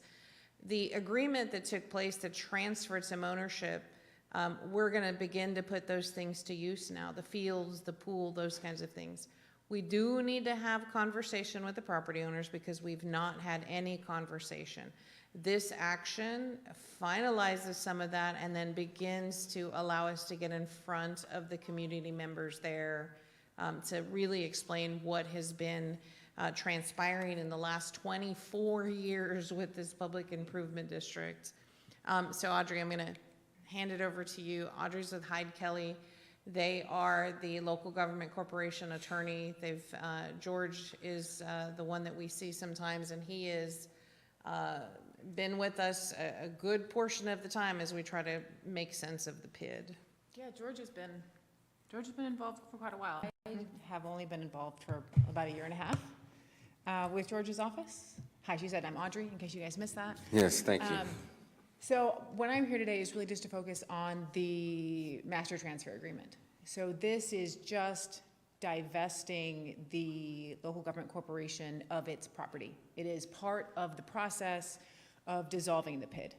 Now, as Sylvia mentioned, it does not address the underlying issue of the PID still has capital debt. So it does not, you can't fully dissolve the PID yet. They have to pay off that debt beforehand, but this could reduce the PID fees, the maintenance and obligation assessments, to basically make it a capital-only PID. Very minimal overhead that would need to be assessed otherwise. So the master transfer agreement, here she has my thing here. She actually covered a lot of it that I was going to go through, so that was very nice of her. This just breaks down how, for anybody that's not familiar with the area, kind of how the area breaks down. She's talking about the commercial area in blue, the multifamily in green. The single family is a really large portion, but as Sylvia mentioned, when it comes to the assessments, the commercial area was given a higher percentage of assessments because they benefited from all of the off-site detention, and so they get to profit from a greater percentage of their properties. That's my understanding at the time. That was why it was assessed that way. Okay, so here is all the property that is owned by the local government corporation. It is mostly drainage. So this is already part of the city's drainage system. In fact, the city pays to use the drainage system for other properties that are off-site as it is. So in a large part, this land, although it belongs to the local government corporation, is already within the city system and benefiting outside of the property. Just for context, you can't even tell the difference. This is the portions of the property that have drainage or channel easements. This is the only parts that don't. So we're looking at little strips of road front that have, some trees or some sidewalk. And then this little one in the middle it's just a green space, but it's like a little park. It has a trail through it and some trees, but it does not have any drainage on it. All of the other aspects, all of the rest of the property is drainage. So the master transfer agreement, it's between all three, and it does, the big thing that it does is it takes all of the local government corporation's properties and it transfers actual ownership of those properties, that's what these are, to the city. And it actually keeps most of the easements and things, so they have some like pedestrian easements and things that are on the property, but it doesn't keep all of them. So here's a couple notes. One is, as I think Sylvia referenced, there's been some disagreement about who is responsible for what maintenance on the property. Let's see if I can go back and show you guys. There's this big bunny-looking Y piece of property, right? I think of bunny every time. I should say Y, it's more professional. And then right next to it is a pool. So there's these little pieces. And those have community resources on them. It has the pool, it has the pond, which is technically detention, but it also has like a fishing pier on it, and there's a soccer field, and there's a baseball field. And then beneath it, not marked on there, is actually a piece of the city's property. And all three of those have a maintenance easement on them that is given to the homeowner association. And so there's a disagreement between the people about what rights and responsibilities were actually transferred with the maintenance easement and who's responsible for what. So that maintenance easement is not transferred in the master transfer agreement, because part of what it does is just clarify for everybody who's responsible for what, right? So all the other easements and things transfer as they were, but not this one. This one caused problems. We don't want to keep the problems. Okay, so the other thing that it does is the Hunters Crossing, the local government corporation also had themselves landscape easements for some reason on these two corners. These two corners have, I don't know if you can really see. I tried to piece them out so you can see, but they have utility boxes on them. I still don't know why the local government corporation had these easements. However, this particular agreement proposes to transfer those easements to the HOA to take care of it like the rest of the property. We can change that if you guys don't like that for some reason. That was just my best guess. The HOA has not told me they disagree. So that is going to be different as well. The other thing is that, as Sylvia mentioned, the local government corporation rebuilt all of the fencing for the HOA. I shouldn't word it that way. That's not the fair way. They rebuilt all of the fencing for the PID, but it's really just around the HOA. And so what this master transfer agreement also does is it gives the HOA an easement on almost every single parcel that is transferred to the city for the express purpose of maintaining the fence, and it gives them the affirmative obligation. It's not ambiguous wording about, oh, you can get on the property with this access easement or something to fix the fence. It says you are agreeing in this agreement that you are going to fix this fence. The city will not be responsible for this. So that's really the other thing as far as easements go. So I just kind of laid out some of the pros and cons. It's a pretty straightforward agreement. Honestly, I'm happy to answer any questions, but it just gives the city a huge portion of its drainage here. So the benefits, a lot of the benefits relate to wanting to dissolve the PID in the first place. So like we said, it's going to minimize the assessments that are being put on there. It's going to give the city control over the maintenance. It's going to discontinue the city's need to pay the local government corporation for use of the detention facilities. And the city can still utilize cost shifting to the people that, the properties that primarily benefit from this drainage if you want to.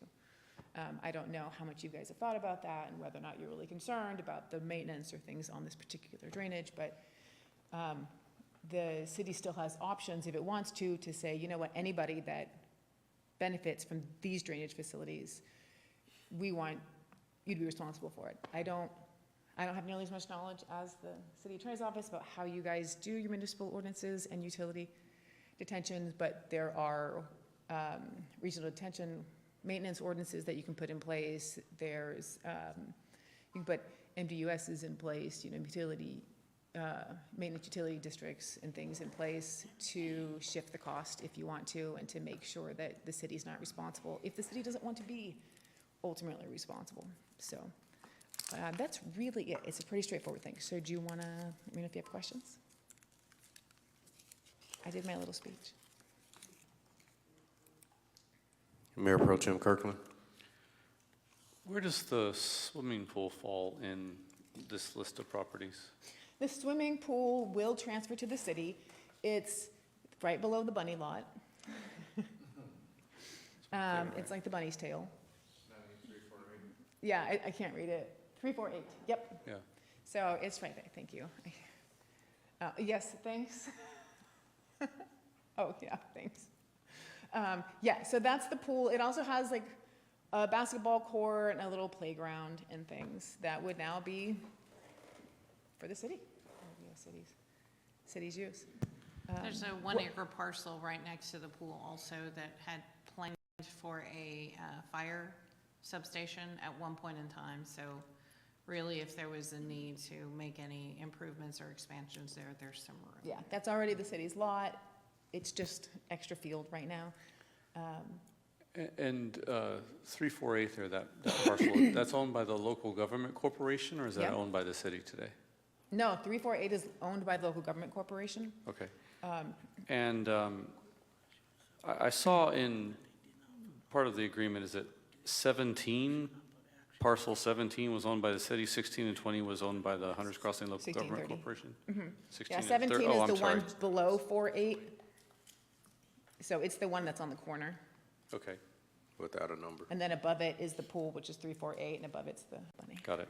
And it was 30, I just couldn't read my two. Yeah, My yeah, three, sorry. it looked like a two. And so the maintenance easements that are going to strip off, the only things that won't transfer, the existing easement will transfer, are on 17, 16, so the city's property, the pool, and the bunny. Can't help And, it. It's just such a better wording. In terms of this agreement between the city and the local government corporation, the local government corporation, have they agreed to this already? How does that work? We've been in discussion for several months. And yes, I mean, we had a discussion at one point of, well, maybe we let them keep the drainage easement. And, you know, I about came out of my skin because nobody, you know, it's our drainage system. I don't need a third party managing my drainage system. Yeah, we had conversations about Yes. how to divide it, because there are some lots that seem like they really benefit the HOA more. And so we also talked about maybe transferring some of the properties, other than those easements, over to the HOA, but in the end, they're all part of the city's drainage. And so Sylvia was like, no. We can't, well, and then considering. Not that she was right. so. Yeah, considering the downstream impact too, I mean, we're working with the county to not flood Dr. Emmert anymore. And those folks, because there's a gabion wall that somebody engineered and put over there at the end of this that has diverted water closer to 304 when it has a natural channel. So, you know, those are the kinds of things that keep me up at night. Let somebody else manage my own system, and I flood people, and you get the call. Yeah, and to be clear, I agreed with her assessment. Yes. It wasn't. Got it. And then in terms of the homeowners association, has anyone spoken to them? I mean, I this- have. Well, I haven't spoken to the board, but Okay. I sent it over to their attorney, and he looked it over, and he said he didn't have any problems with it at all, and he was going to bring it to the board, let me know if they have problems. I have reached out several times, and he has not gotten back to me, but I'm hoping that means that the board didn't have concerns. They had a meeting, they had a meeting that was executive session only. I wanted to go be a fly on the wall, but obviously. Yeah.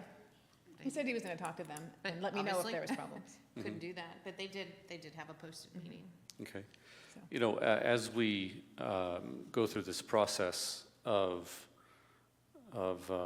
shutting down the PID, it also involves the local government corporation. I think something that I would like to do tonight is, in a motion when we get to that point, is direct the city manager to bring back a resolution that vacates that board and then assigns council as its board.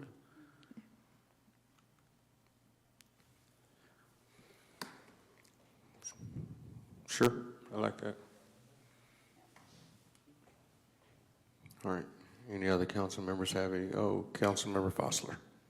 Thank you, Audrey. So from the draft we looked at that's in our packet that had like 25 properties, Oh, and then yes. this one has like 27, right? Yes, I went over some things, and I'm sorry, I missed some typos from staff when I was doing my editing. I apologize. I fixed them. There was a misunderstanding from some of the staff about the properties. I think there was confusion because of the easements. So there was 2 properties missing. 2 properties missing. And I added them. So there is a total actually of 28, which lines up exactly with the number of properties. Okay. And I also added language to clarify that it is everything. If Hunters Crossing somehow owns properties that is not showing up anywhere, although I've gone through the deed records, I can't imagine there is, but I've cleared it's everything. I can thanks you guys. And then my next question is probably for legal. I mean, you're all legal, I Right, forget. but you're legal. And it's, oh man, sorry, I'm looking for it. It's the title. Like, is that common when we do something like this? It's more of a property, not exchange, but it's not like a sale on the market, that they make no representation of title? Like, is that a common clause to have in this? I'll look up the specific one. Oh, you mean where we say that we don't warrant title? Correct. I mean, that your question's for him, but, so I'm not gonna answer the question about common. I think so, but if you want to put in something that, title policy is obtained, I don't think that would be a problem for my client. But, did you want to answer? No, because it's my understanding this was all drafted by and negotiated by a separate plumber. I had no involvement. Okay. Right, so in my experience, and when local government corporations or other, municipal corporations are transferring property to a city, they don't warrant title. But if you want to put in like a title insurance or something, we can. It's just that you guys also aren't paying for it, and so. Okay, but it's good enough to just be confident in the chain of title without going through it? I mean, I think so. That's why I drafted it that way. Okay. But again, if you guys want to change it, just let me know. Well. It's a very short chain of title, so. Okay. I'm not. Councilmember Plunkett? I have a question. Yes. Is it like a button? You're always looking down when you say their names, and you're either psychic or there's a light. It's a little box up here. Come look. And they I can, want to see. So you have the these little light switches. that say that we want to talk. and they hit a light switch and it turns the lights. Very organized, but I just noticed that you're always looking down, and then I'm trying to look at names to be like, who? Well, Okay. and earlier I turned mine on, but there was a bag of cookies in the way, so he couldn't see I it. couldn't see it. Yeah, but that's cookies. Like, Yeah, that's exactly. fair. I was like, Perfectly reasonable. Okay, so yes. All right, Councilmember Plunkett. Yeah, I just wanted to ask, you said it would go to a capital only, after this, pretty much after this transaction, right? What is the outstanding debt? I knew you were going to ask, and I don't remember. It's approximately $3.2 million. I was going to say, it's around three. And I want to be very clear that when we say capital, it is capital that is owed to the developer. Yeah. Right.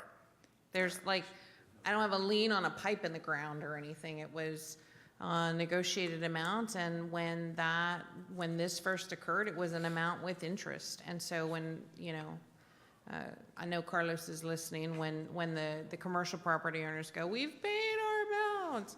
It's kind of like your mortgage. You've been paying it for 20 years and you don't hit the principal until probably year 25. And then, you do it from there. So, yeah. That is, So this will give them the ability to pay it off quicker because we're removing a lot of their maintenance a lot of the obligation. monthly costs, so.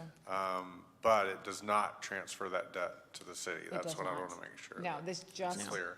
takes away just transfers the property, and therefore, it transfers the maintenance obligations unless you guys take steps to shift that back, which is a question for your council. Yep. So, but my thought for this is an area ripe for drainage improvements if we do it right. And we create a stormwater utility for most of north of 71 that is draining here. That utility will pay for itself and that'll go away much faster. But it's not monetized right now. The monetary value to these properties having the assessment is because everybody else in the city has to put an on-site detention or retention pond, and these properties don't have to. But Cosm's property, for example, the one Carlos just closed on, the 38 acres, the largest parcel, when he closed on that property, he paid his capital altogether. So imagine his surprise when staff says, oh, you can't drain to that detention area because it's at capacity already. And you can imagine the fine words that were meant for me and staff that day. But it is super ripe for some drainage improvements, and it has a great ability to be monetized to help that debt go away.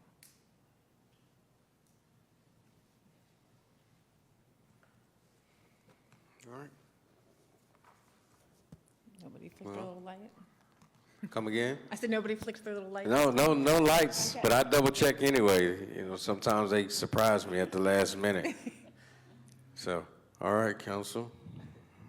I want to make a motion to approve the master transfer agreement with the Hunters Crossing Local Government Corporation, and also have the city manager bring back a resolution that vacates the board and appoints council as the Hunters Crossing Local Government Corporation Board.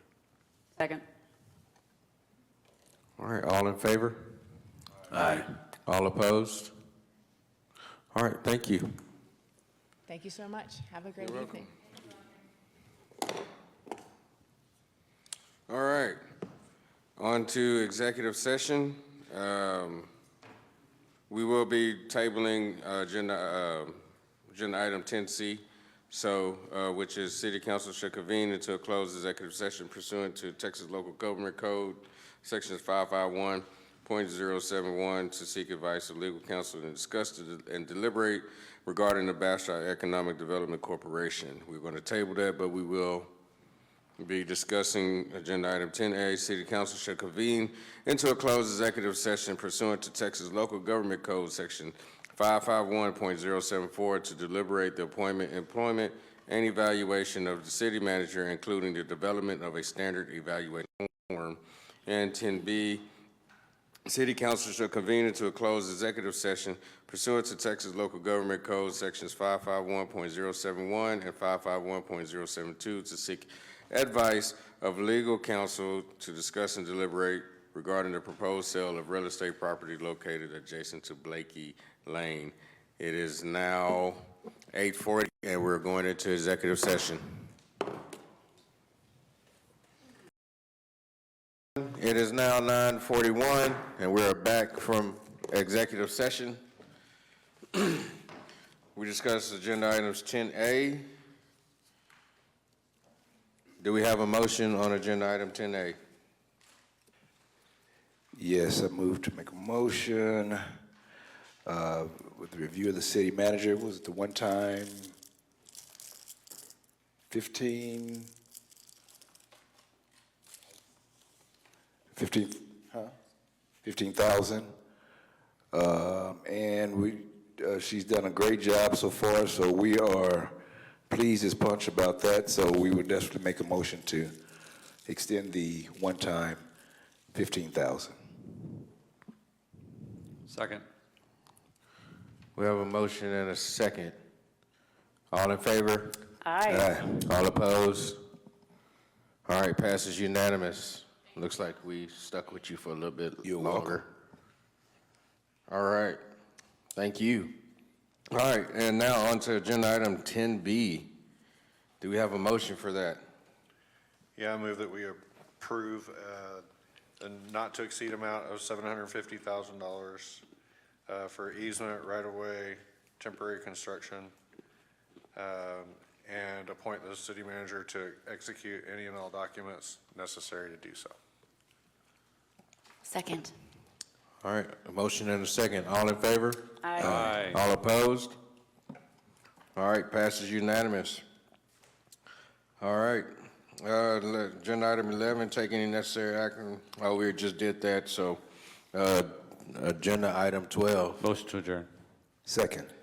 All in favor? Aye. All opposed? Thank you, council. Thank you, Bastrop, for sticking with us on this little extended evening. Be sure to get out and enjoy all the weekend community activities. I guarantee you're going to have a great time. Tell a friend, bring a friend, and come and enjoy our beautiful city. Y'all have a great night. Love y'all, Bastrop.